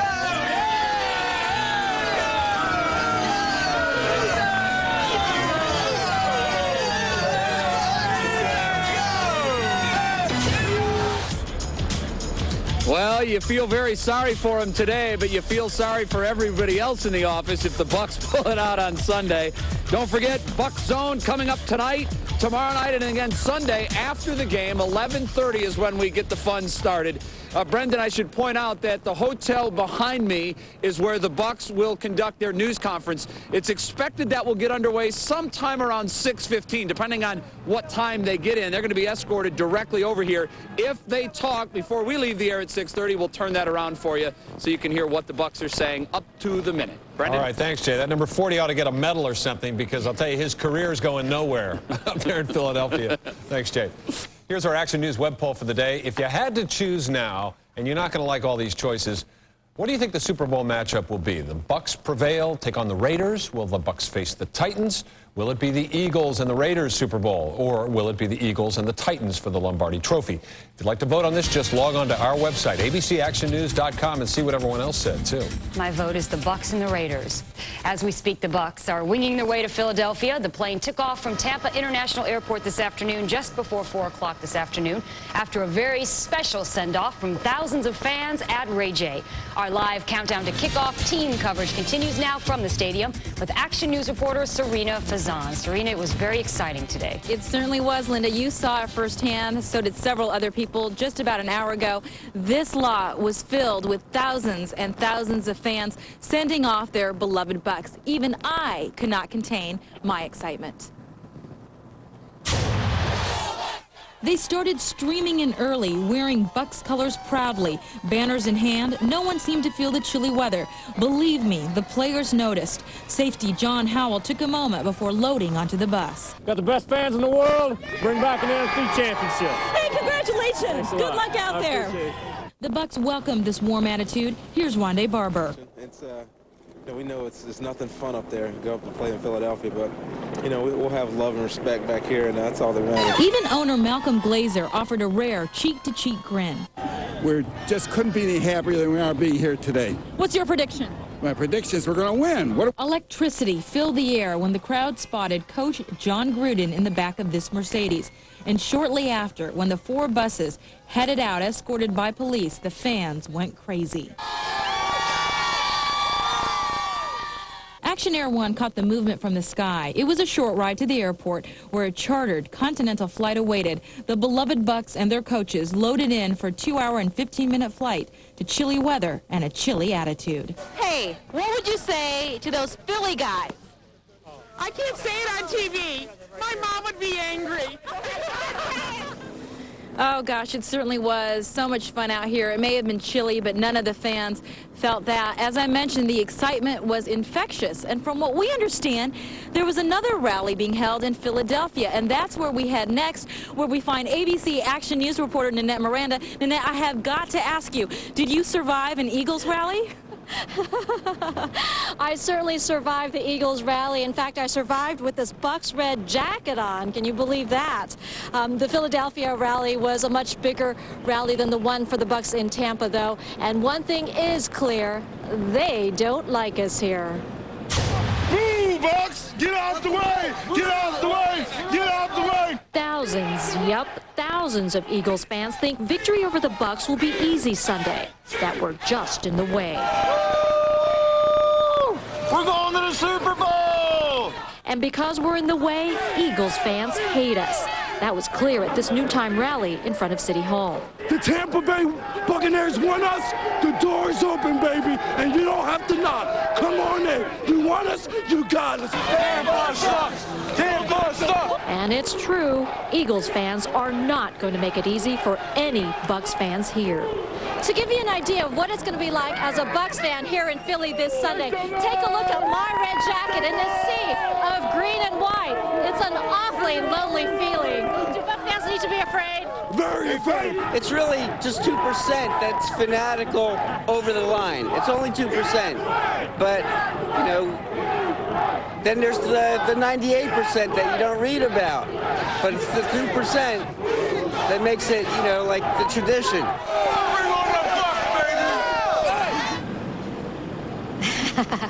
Our own boss even told us to wear neutral colors and to not mention that we're from Tampa. So obviously a safety concern there, but I have to confess so far things have not been so bad. They kid us around, but you know, it's nothing really too bad. I think we just haven't run into that fanatical 2%. Brendan and Marty? Well, they didn't steal your earmuffs anyway, like they stole Jay Crawford's, or so we allege. Yeah, I don't know if I believe that 2%, though. We'll see. Well, the Bucs team spirit was also very high in classrooms throughout Hillsborough County. Airport, the Buccaneers team charter just touching down. I guess this we're looking at tape from just moments ago. They are actually still on the aircraft, getting ready to make their way to the team hotel. Some of the Bucs players and coaches will make their way to their first news conference here in the city of brotherly love. So the good news to report, the team has made it. Now, there is a little bit of bad news. Joe Jurevicius, the Bucs' key wide receiver in the game against San Francisco, he had a very nice touchdown catch, is not on that plane. We don't know if he's going to make it here for game time either. The whole situation is very touch and go. Let me tell you what's going on with that. Joe did not practice at all this week. He is tending to a pressing family concern. That's all the Bucs want to say about it right now. They'll give Joe some privacy with the situation. Joe had a huge catch last week in the touchdown. He has been big for the Buccaneers this year, particularly on third down situations. If there's a guy they'd love to have in there, it's Joe. Remember, he used to play for the Giants, so he made annual trips here to Philly. He knows what this is all about. If Joe does make it to Philly in time, will he be ready to play? Well, he didn't practice. He has been in our building. He was here yesterday. He picked up the information and took part in the meetings. And, you know, if Joe can play, if he's able to get away to play, he's going to do everything within his power to do that. But he's prepared mentally and physically. We know he's ready to go. All right, so we'll see whether or not Joe Jurevicius makes it here in time. If I know anything at all about Joe Jurevicius, if he can be here, he will be here. He is a gamer. All right, now the Bucs will come to the hotel here in downtown Philadelphia. It's just behind me. And really, when they get here, they're going to have their hands full. This is video of the Atlanta Falcons and what they had to deal with last week. Take a look at this tape. Philly fans basically staked out the hotel, and boy, were they tough on the Falcons. They verbally harassed some of the players. Michael Vick at first was kind of amused by the situation, but it really heated up at several points. They were screaming insults at the players. I guess the line was crossed when many of the fans followed him to dinner and then for clothes shopping later. He got a little fed up with the whole thing. I don't know if it cost them the football game or not, but it certainly was a distraction for the Falcons. Now, for the second straight year, the Philadelphia Eagles are playing in the NFC title game. Last year, they had a nice lead at the St. Louis Rams before losing 29-24.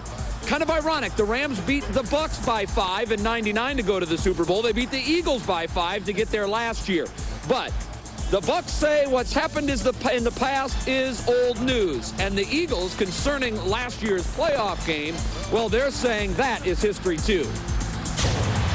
The past means nothing right now. You know, what's sitting on our mind right now is what we have to do in order to win this game. You know, it don't matter how many times we beat them in the vet, you know, this being the last game in the vet, we're playing the Bucs for the NFC Championship. This is why we're here. This is why we play this game, to play in games like this. You know, if you need a little motivation to pump yourself up, then you really don't need to play right now. You know, we've been fired up for this since last year versus the Rams. All right, as we said at the top of the sportscast, the Bucs plane has landed. If we hear from them before we leave the air at 6:30, we'll be sure to turn that around for you. Guys? Okay, well, it's been a long time since the Eagles have been to a Super Bowl, and they're going to have to wait just a little bit longer. That's right. We've actually got a shot of the players coming off the plane, I'm told. There they are. They have just gotten off that Continental charter flight that left TIA about 2 hours ago. And here they are in Philadelphia. They're going to head off to their team hotel, which is a Lowe's hotel, we understand. But it's possible they may change that location if these Philly fans prove to be as pesky as they were to the Atlanta Falcons. Our live team coverage of Countdown to Kickoff continues at 6. Don't go away. Tonight, scrambling to get your tax. Countdown to Kickoff continues. And this is videotape shot just moments ago of the Tampa Bay Buccaneers landing and getting off the plane here at the airport in Philadelphia. They will make their way downtown to their team hotel and the media headquarters, where they will hold their first news conference, and we'll have more on that coming up later. It may be chilly here at Ray J, but the Bucs got a warm send-off, including from this reporter. I'm Serena Pizan. We have a live report coming up. I'm Nanette Miranda, also in Philadelphia, where I got up close and personal with Eagles fans. Are they as nasty as they say? I'll let you know in a live report. Good evening. I'm Linda Hurtado. And I'm Brendan McLaughlin. Tonight, our Countdown to Kickoff coverage takes you live to Philly and here in Tampa. Right now, let's show you a live picture from the St. Pete Times Forum, where a Bucs pep rally is going on. It's being hosted by the Lightning hockey team. These Bucs fans are bundled up outside for a very good reason. We have breaking news from the Weather Center. The entire Bay Area is under a freeze warning. Action meteorologist Dennis Phillips joins us now from the Forecast Center. Dennis, how many people is this going to affect? Just shook off the 40-degree temperatures, no big deal. Hundreds lined the roads outside Ray J to wish the Bucs well and follow them to the airport. And this video came into our newsroom just moments ago. The Bucs plane landed a short time ago in Philly. You see it there pulling up to the gate. You also saw just moments ago video of the players actually disembarking from the plane. Our team coverage continues now with Action Sports Director Jay Crawford joins us live from near the team hotel. Is that right, Jay? Yeah, the team hotel is right behind me, Brendan. That's where all of the Bucs players and coaches will be coming here in a short time, minus one player. Joe Juravicius did not make the trip. He did not practice this week. He is dealing with a very pressing family matter right now. The hope is he will make it here in time for Sunday's game, but if he can't, that will certainly make things a little bit more difficult for the Buccaneers offensively, and we know they have already struggled against the Eagles. He's been one of Brad Johnson's go-to guys this year, more particularly on third down. Since coming to Tampa as an unrestricted free agent in the offseason from the New York Giants, he had 37 catches, 423 yards in 2002, had 4 touchdowns, plus he had a beautiful catch in that win over the 49ers last week. The hope is he'll get here in time. Here's John Gruden on Joe's situation. He was excused for personal reasons, and we think he's going to play, but at the same time, we respect his situation, and we're supporting him, and we'll see what happens here in the next 24 hours, and if things work out, he'll fly down sometime Saturday and meet us Saturday evening. All right, so that is certainly the hope right now that he will be able to make it here in time for the game on Sunday. Now, let's put to bed a rumor that has been circulating both in Philadelphia and in Tampa. Martin Gramatica will play Sunday. A radio station was reporting all day in Philadelphia that he has a tired leg. All of this comes from a report that the Bucs had 2 kickers in for workouts. I talked to the Bucs today. They indeed did bring 2 kickers in for tryouts. It has nothing to do with this year, though. They're just looking ahead down the road, perhaps for next season. They assured me that Martin's leg is fine, and he will go on Sunday. Perhaps that's just wishful thinking on the part of the Philadelphia radio station. Now, this is video of the hotel that housed the Atlanta Falcons last week. It's just outside their hotel in Philly. And boy, I need to tell you that it was a madhouse there. The Eagles fans just basically bombarded the Atlanta Falcons players, hurling insults at them. It really just about elevated to a riot at several points, I'm told, by folks that were there. The media made quite a spectacle, too, following the Falcons players most of where they went. Basically, I'm not sure that it had anything to do with the outcome of the game, but certainly the Falcons not winning, it didn't make things easy for them. The Eagles fans, I need to say, take things very seriously when it comes to football down here. All right, right now I want to bring Al Keck in as our continuing team coverage continues. Countdown to kickoff. The Bucs are here. We know that. They'll be here at the hotel very shortly. And the Eagles are much like the Tampa Bay Buccaneers in that they are tired of talking right now. They say, let's play some football. They want to play this football game. Coming up in sports, we'll see what they have to say about your Tampa Bay Buccaneers and also about the final football game at the Vet, all coming up in sports. All right, thank you, guys. Okay, again, hundreds, maybe even 1,000 or more Bucs fans showed up at Raymond James Stadium to send off the Bucs in style. Take a look from Action Weather Cam. They spilled out onto Himes Avenue as the charter buses with the Bucs on board drove on by. You could hear them actually from the studio here, which is 100 yards away or so. Our countdown to kickoff live team coverage continues now with Action News reporter Serena Fazan. Serena, you really got kind of swept up in the excitement out there. What happened to objectivity, huh? I know, Brendan. We talked about it when I got back. Hey, you can't help it on a story like this. The excitement was infectious. And yes, Brendan, I do believe there were thousands and thousands of people out here.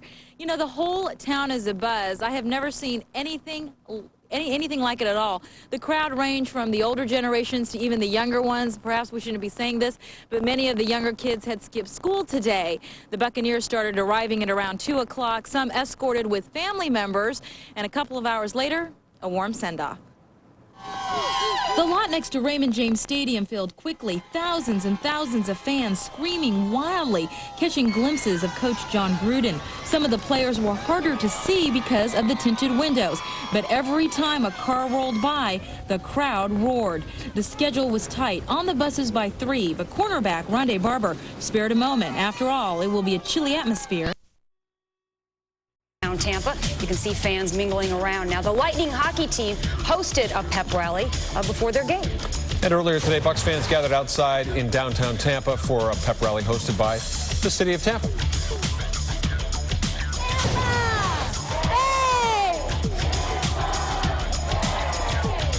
Tampa Bay cheerleaders revved up the crowd as Mayor Dick Greco.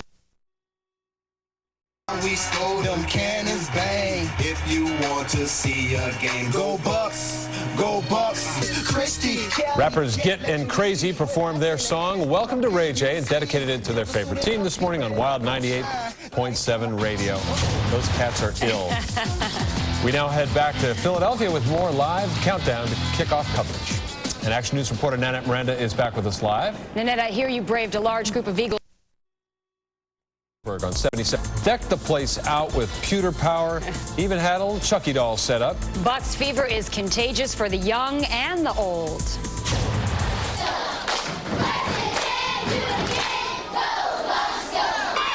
The kids at Grady Elementary School in South Tampa held this Bucs pep rally for the school today. Hundreds of the kids and teachers wore pewter and red. And it was the same story at classrooms all over the Bay Area. This is Benito Middle School in New Tampa. No shortage of spirit here. And Action Air 1 caught these kids at Tomlin Middle School in Plant City showing their Bucs spirit. Look at that. This morning, students and faculty made a human sign saying, "Go Bucs."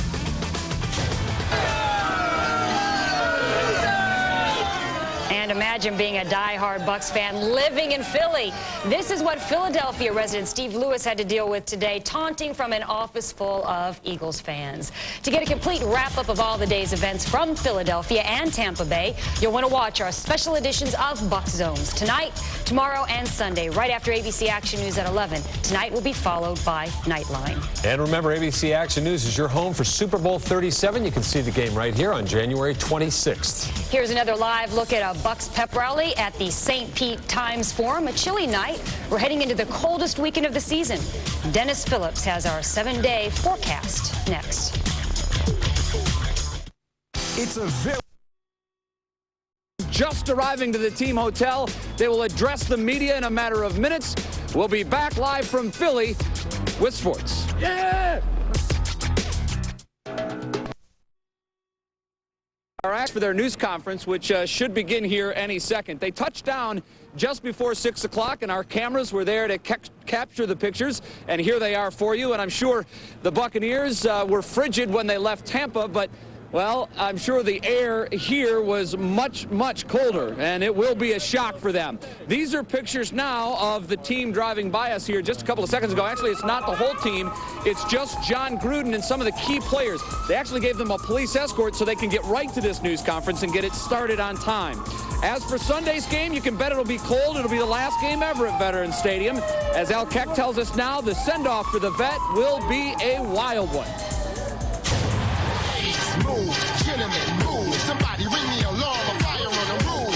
Since the game's a little early, they won't have as much time to get ready for the game. But I'm pretty sure that they'll improvise. I mean, that's what Philly's known for. We can improvise in Philly, man. So I'm pretty sure that they'll probably get up a little earlier, maybe about 9 or 10. With the NFC Championship and a chance to go to the Super Bowl on the line, the vet may seem like a sideshow, but the players admit the fans may try to make it the main event. I'm assuming it's going to be crazy. We would like, we hope that it's about 10 times what it was a week ago. And it got pretty loud that first half, and the second half they didn't like what was going on, and we got booed a little bit. But, I mean, this is the last game at the vet, win or lose, and we're expecting the fans to be out early and party, and it's going to be loud. It's going to be loud. I'm kind of anticipating how the vet will be Sunday, and everybody I've talked to said, man, it's probably going to be something like you've never seen before. Yeah, it most certainly will be wild. We're here to cover it for you. Bucs Zone tonight at 11:30. We'll have all of the latest goings on. In fact, you're looking at John Gruden at the podium. He has just stepped up to the podium as the Buccaneers news conference is now underway. We're going to have to lean on Carl Williams, Reggie Barlow, as we did earlier in the season. Joe missed a couple games, and we've got some people here that are capable. We will cover this news conference, and we will have a full report on what the Bucs say coming up a little bit later. Now, the Eagles conducted their news conference earlier this afternoon.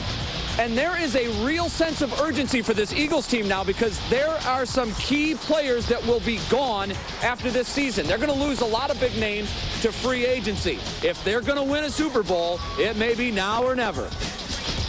I don't know about how anybody else is feeling, but where I'm at right now is if we lose, then you're kind of just feeling like, now what? Because you don't know. I mean, I think that's the way that everybody's taking this situation. It's like, hey, we got to get it done. All right, so obviously Hugh Douglas feeling some of the heat.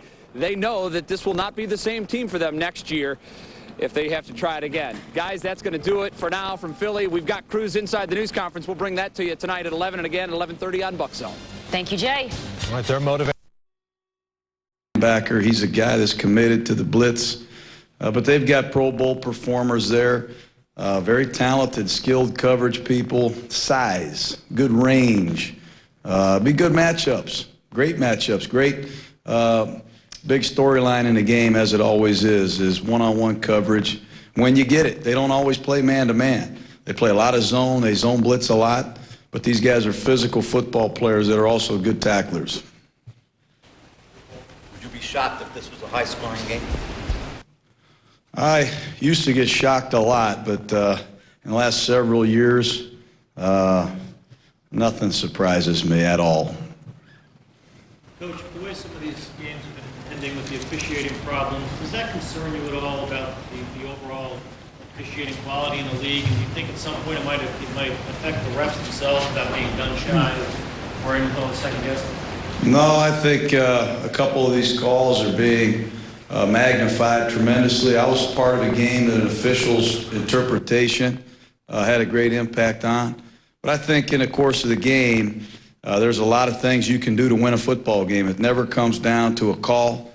I think the officials call the game as they see it, and we're going to count on that again Sunday. John, did you remember this about that old dream team coaching staff you had over there in Green Bay years ago and what those guys were like back then? Well, it was a lot of fun. You know, it was certainly a great training ground for all of us. Mike Holmgren, a great man, a great coach, really set the tempo, really set the standard, and held us accountable. And really, that was the greatest thing of all. We had some impact players. We were able to meet Sterling Sharp and Brett Favre and Reggie White. The Green Bay Packer tradition inspired all of us, and we competed with one another. You know, Mariucci and Andy Reid, myself, we wanted to get ideas in front of Mike Holmgren. We wanted to try to get him into game plans. And whenever we got a play by him that got into a game plan and got called and worked, you know, we walked around like a peacock for a week or two. But it was a competition. At the same time, it was a great training ground for all of us. Yeah, Andy was, I'm sure, a lot like he is now. Very serious, very committed coach, and very talented. Coach, how do you feel about your game plan coming in here? Pretty good. Feel confident in it. With the cold weather, with the previous defeats, how do you keep the perspective and the focus on the game? We're undefeated in cold weather. We're 1-0. I don't get into what happened 25 years ago. I mean, this is ridiculous. We, not to be nerved or whatever the word is I'm looking for, but we played one game this year in cold weather and won it decisively. So we're going to play the game, and if it's snowing and it's a blizzard, they practice indoor in a bubble too. So we're going to go out there and compete and play just as if we were in Florida and playing in great weather. We will not use it as an excuse. Coach, Andy Reid said that he thought the biggest difference on your offense is that maybe the guys now know more what you want. They've gotten your plan better than when you guys met this season. Do you think that that's true? Yeah, I believe it is. I think experience is a great tool. I think the longer you do something, the better you get.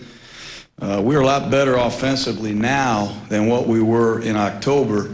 But then the more you look at the film, Philadelphia is a lot better now, too. They've really rallied. I mean, they have really rallied in the absence of their quarterback and played at an extremely high level on defense. So that's going to be a great challenge for us.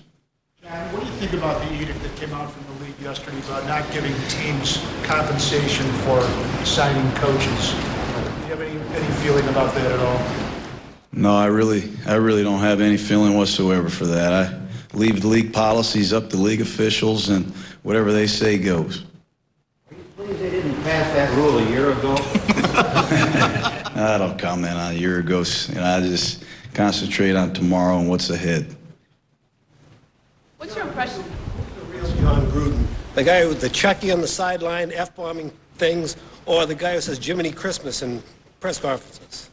I really, I never thought of it like that.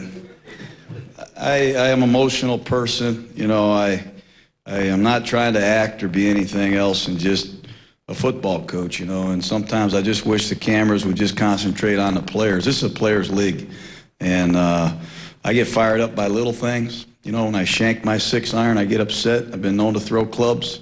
I don't like traffic. I'm an impatient person, but I'm really fired up when games start, and I sometimes have a hard time controlling it. I guess what you see is what you get. What do you think of McNabb's toughness coming back? And, I mean, just what you thought at the time that he threw 4 touchdown passes on a broken leg. He's a tough guy, a great player, and I think that's what Philadelphia expects from Donovan McNabb. You know, he's just a great playmaker and charismatic guy. I think the whole football team rallies around him. He made an unbelievable impression on me in Mobile, Alabama 3 years ago, and I admire him greatly. With the improvement you talk about, do you think that your offense could be the difference in this game?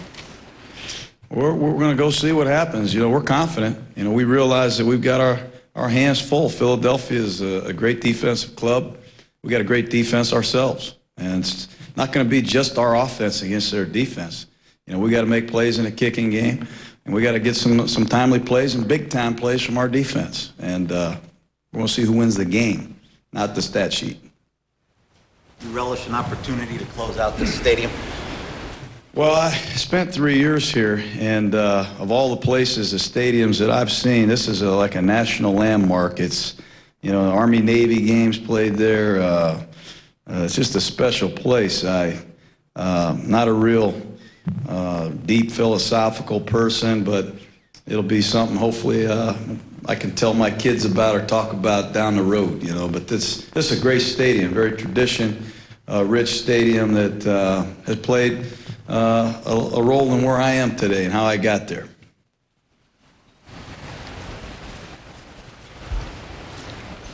Okay. Thank you very much.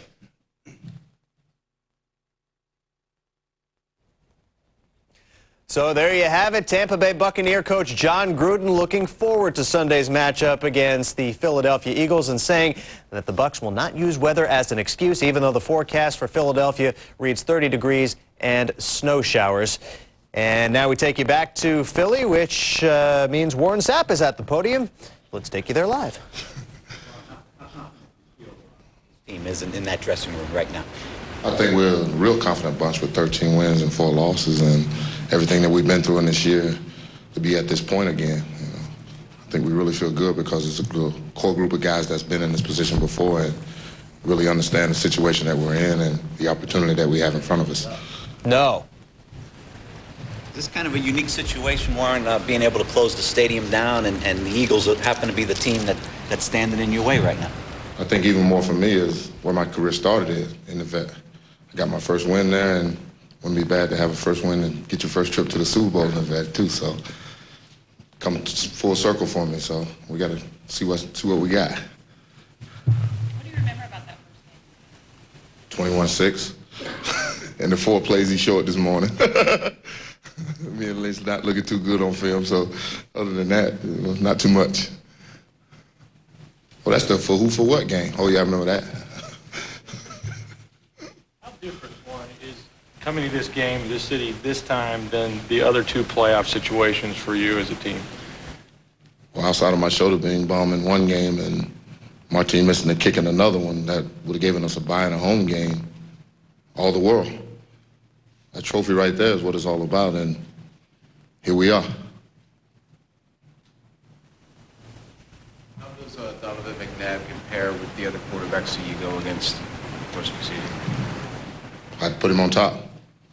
Have to. I mean, he does everything well. I mean, he's no weakness to his ball game. I mean, most quarterbacks that run, you say you keep him in the pocket, he can't read the coverage.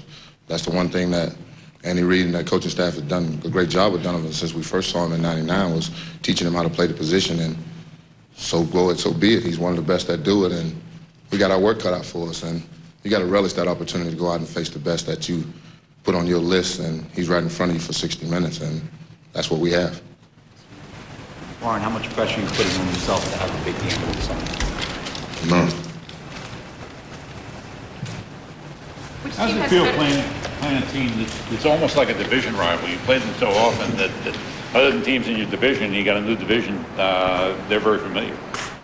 Well, you want to play the best, and this team's been one of those teams that have been on top of their game for the last couple of years, and when you put yourself in 2 NFC Championship games in back-to-back year, that's not too many organizations that can even talk about 2 in their whole lifetime, let alone talk about 2 in a row, and that's the thing. You want to play the best and you want to beat the best, but we haven't been able to beat this ball club, and here's another shot for us to get it done. Which team has better defense, Warren? You tell me. Warren, with the way some of these playoff games are ending with bad officiating calls, do you think at all maybe Leave it's the not... Zebras alone. The Zebras are fine. I mean, to err is the human, and what we're talking about ain't, you know, world-changing plays here. It's just, a guy made a mistake. One guy was ineligible, the other one was. I mean, we all make that mistake. Saw a ball tapped out of bounds last night. Jordan hit it, and they gave it to the other team, so who cares? Sometimes it happens, but that's not going to decide the ball game, and we're not concerned about that because you can take 10 other plays out of that ball game other than the ref's call that definitely decided that ball game. The rules themselves, maybe they're not clear enough or they're kind of convoluted? Well, outside of the tuck rule, I guess all of them all right. Warren, does it please you that if you win this game, you're playing again next week rather than have to wait 2 weeks for the Super Bowl? You thinking that all by yourself? Nah. But I mean, it's just what it is. I mean, this is the biggest show that we can find right now. There's only 4 teams left, and I mean, you can't think of a better route than through an opponent where none of you think we can get it done. Well, and some of the Eagles have talked about watching the Rams celebrate after winning the NFC Championship last year. You were in that spot 3 years ago, I think it was. Do you remember that, what it's like to walk away from that game, knowing that the other team's going to the Super Bowl? It's an empty feeling, and it's one you really can't describe because you have to be there and been in that ball game when it was 6-5 for a very long time and having an opportunity to knock off the greatest show on turf and do the unbelievable, the unthinkable. And here's another opportunity Sunday. Well, what do you think the national impression is of what's going to happen Sunday? Y'all think we're going to get beat. And there's nothing wrong with that because none of you matter. None that's behind that camera, none that's at home watching this matter. It's 53 on their side and 53 on our side that's going to get it done, and the coaching staff that put the plan together. And like I always say, it's never the scheme. It's the man in the scheme with the skill. And we got some skilled people. Difference in the team's confidence coming into this game as opposed to the last 2 playoff games here? Do you have any more belief in yourselves? Do you have a better attitude coming in?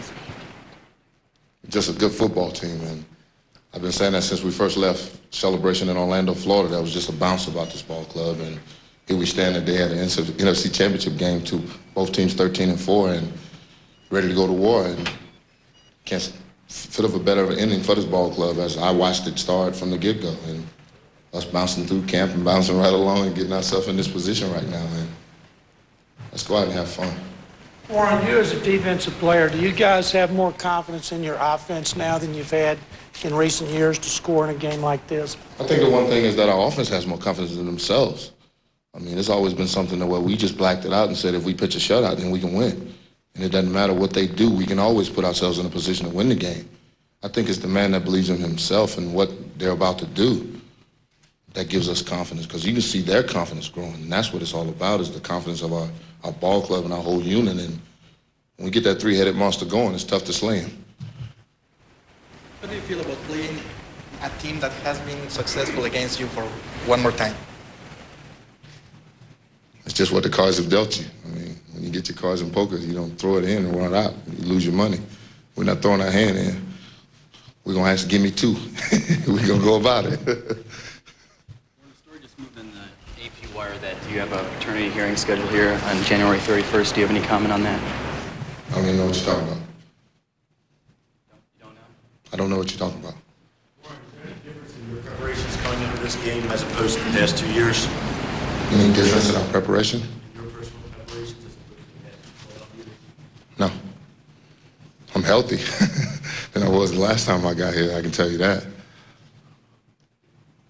Would you consider the season unsuccessful if you guys don't win this game? Haven't even crossed my mind. Warren, how's this team different than the last team playing the playoffs? Too many ways to count. I mean, we don't have anything that even resembles that ball club that came up here in those last playoff games. I mean, we don't even line up in base formation the same way, so it is what it is. Could you put into perspective what Joe Juravicius may be going through with the birth of his son? You know, you just have your hearts and your prayers and everything for him and his family, because, you know, having children of my own, it puts you in a, you know, weak situation to know that, you know, he's going through that, but he has our prayers and everything, and if he's coming, and if he's not, we take it home to him. Some more questions for Warren, please.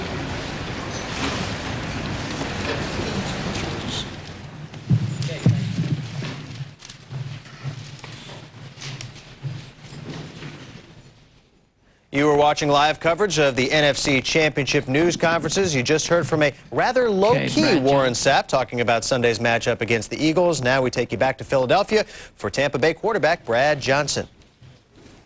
Brad, how difficult was for you to get into the rhythm of John Gruden's system during the season? You know, I feel like I've talked about it quite a bit in the past. I feel like the NFL is a copycat league. We all run similar type plays, and from every team I've been in Minnesota, Washington, and now Tampa. And the biggest difference for us was learning terminology. You know, at the beginning of the season, he'd call a play axe, double right spirit Larry, 735 H pump, double cadence on 2, and I'd step in the huddle and, John, can you tell me that play again? You know, and so finally I figured out how to spit the play out in the huddle, and guys have kind of put it together as the season come along. And I think the biggest thing for us up front, our offensive line, the first 5 or 6 weeks of the season, we had different players in the lineup from every week.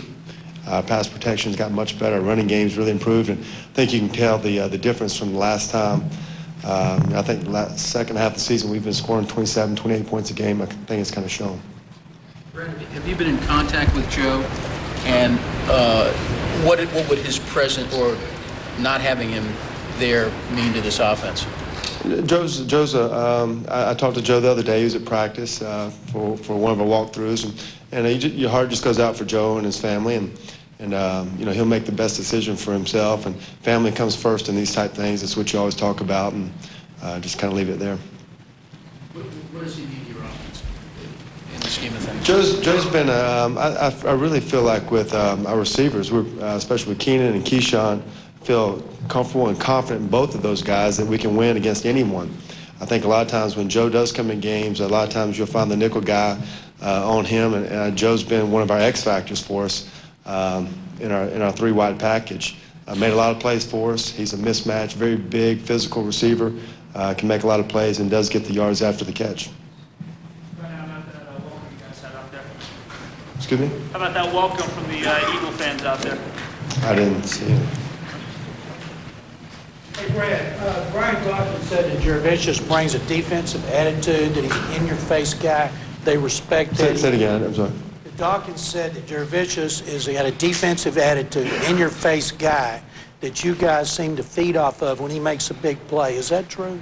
Well, we have a lot of players that make plays this year, and Joe happens to be one of them. If that's the way they feel, then I'm sure it's apparent to a lot of people. But we've had a lot of people, a lot of different players make a lot of plays, and we feed off of any yards that we can gain, any points that we score. We feed off of a turnover that our defense gives us, and so whoever it may be or whatever, we feed off of anything that we can gain an advantage from.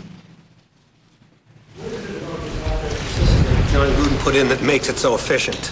There's everything in the system that you want. And I think John does an unbelievable job at switching up our personnel packages from whatever it may be. We use a lot of shifts, a lot of motions. Again, I talked about we run a lot of the same type plays that every other team runs, but he can run the same play from 100 different formations and shifts and motions and different packages, and it takes a while to learn it. And I think it's something that as the season's gone on, we've become more comfortable with it.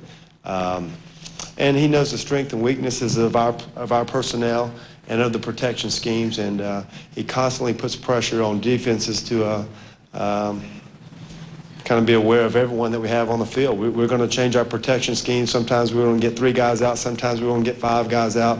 I think that's he's a lot of fun to play for, and I think it's going to be fun to grow with him over the next 3 or 4 years when we finally get the same guys playing the same system for a long time. Brad, talk a little bit more about how you said you can't be successful if you guys come in tentative as an offense. Will you take some shots downfield? How important is that? Well, I think we've done that all season long. From the very beginning, we've been 3-1 of each quarter of the season. We're 6-2 at half. We're 6-2 on the second half of the season. We're 7-2 at home. We're 6-2 on the road. We've been aggressive at times. I do feel like the second half of the season, we've really we have been a little bit more aggressive with the ball. I feel like personally, I've been more decisive throwing the ball, getting completions, and letting guys make yards after the catch. And I think it's just been a growing process for all of us. And I think, last week it really kind of showed in the San Fran game. We came out early. We scored 4 out of our 6 possessions. And we took a lot of deep shots. We were 6 for 6 on our third down conversions on the second and third possession. And we had 3 pass interference calls. So we applied a lot of pressure, made people play us. And so I think we've been aggressive with it, and we'll see how the game goes on Sunday.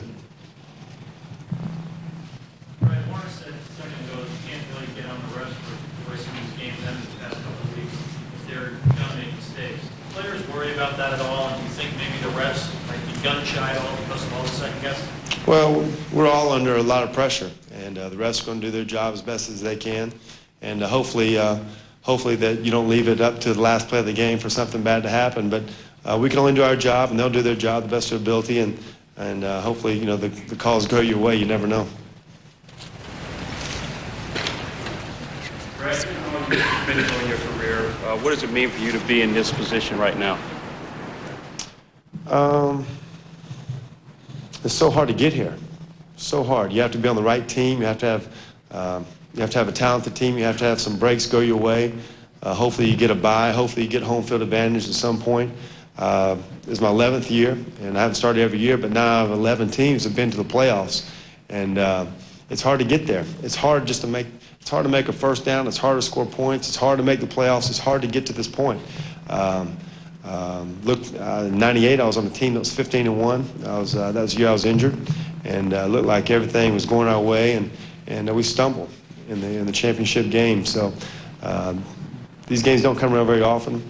You work so hard for it, looking forward to it, and really don't get caught up into how big the game is, but just enjoy the game and find a way to win it.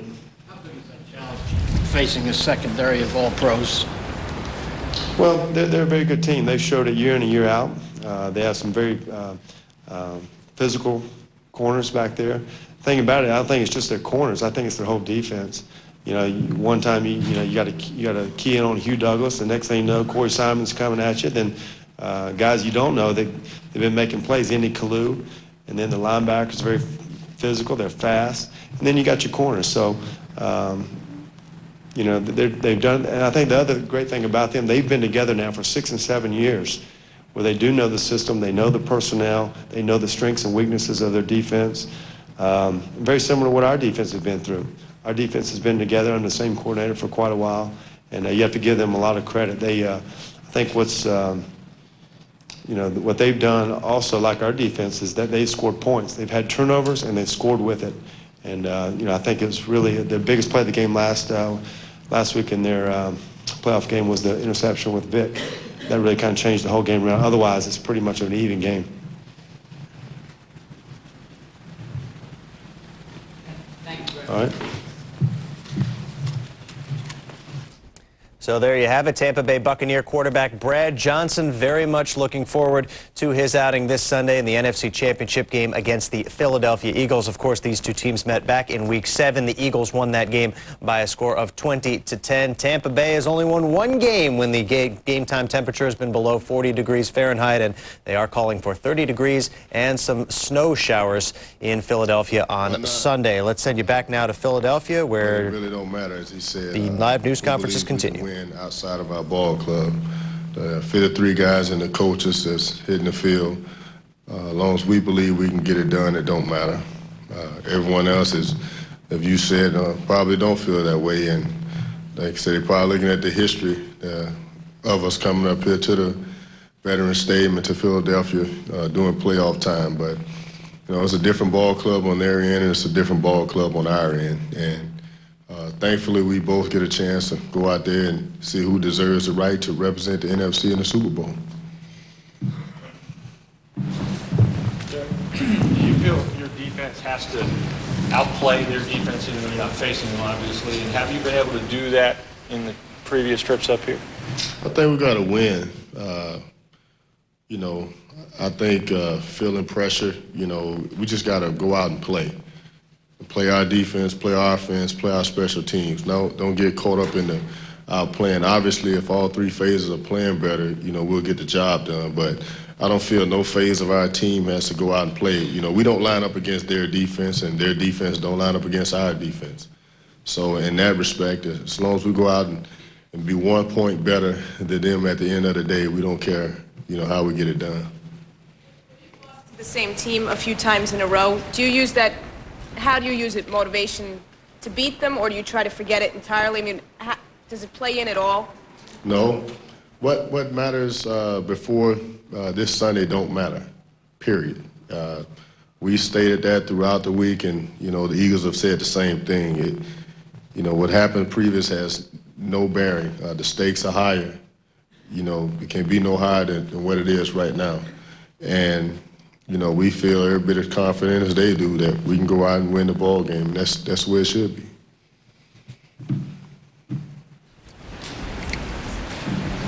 What haven't you done defensively in the previous meeting with the Eagles that you have to do this Sunday in success to have success, sir? We believe in running our defense, period. As Brad said, along with the Eagles defense, we've been playing this for a while. And, we go out and execute what we do. We don't believe in making a whole lot of changes to anything. I think that plays into the other team's hands. Let's play to our strength, and that's what we do. And hopefully we're able to do it better than the other team's offense. That's the way we do things. We don't believe in a whole lot of changes and uncertainty out there that sets you up to get beat. What do you do to get mentally ready? I'm mentally ready right now. Do you have any rituals or anything you do before? I'm not a superstitious guy. I don't do anything out of the ordinary. Some players might do. I feel I go out and prepare myself during the week to be able to go out and play Sunday, period. Now, what I do before a ball game, I get taped. But I don't have no special ritual that I do at all. I come prepared to play. When I wake up on Sunday, I'm ready to go. It's unfortunately I just got to wait a few hours. Derek, watching the films of the last few years of the games against Philly, why have they had some success running the ball in the past? Give them credit. They made yards when it count, period. Whether it's breaking tackles, whether it's us getting out of a gap, trying to do too much, whether it's someone missing a tackle. The bottom line is they've been able to do something individually to get the job done. And hopefully we'll be able to go out and stop the running game. And when we're able to do that, that plays into our strength. What makes McNabb as good as he is, in your opinion? He's a tremendous player in this league. Obviously, he has a certain command about the team that people respect. He brings his God-given talent to the field. Combination of throwing, running, making good decisions, make special players in this league. And for the past couple of years, he's obviously established himself as one of the better players at quarterback, if not the best. When you say you want to play the best, are you glad he's on the field in that light? Yeah, why not? I feel on the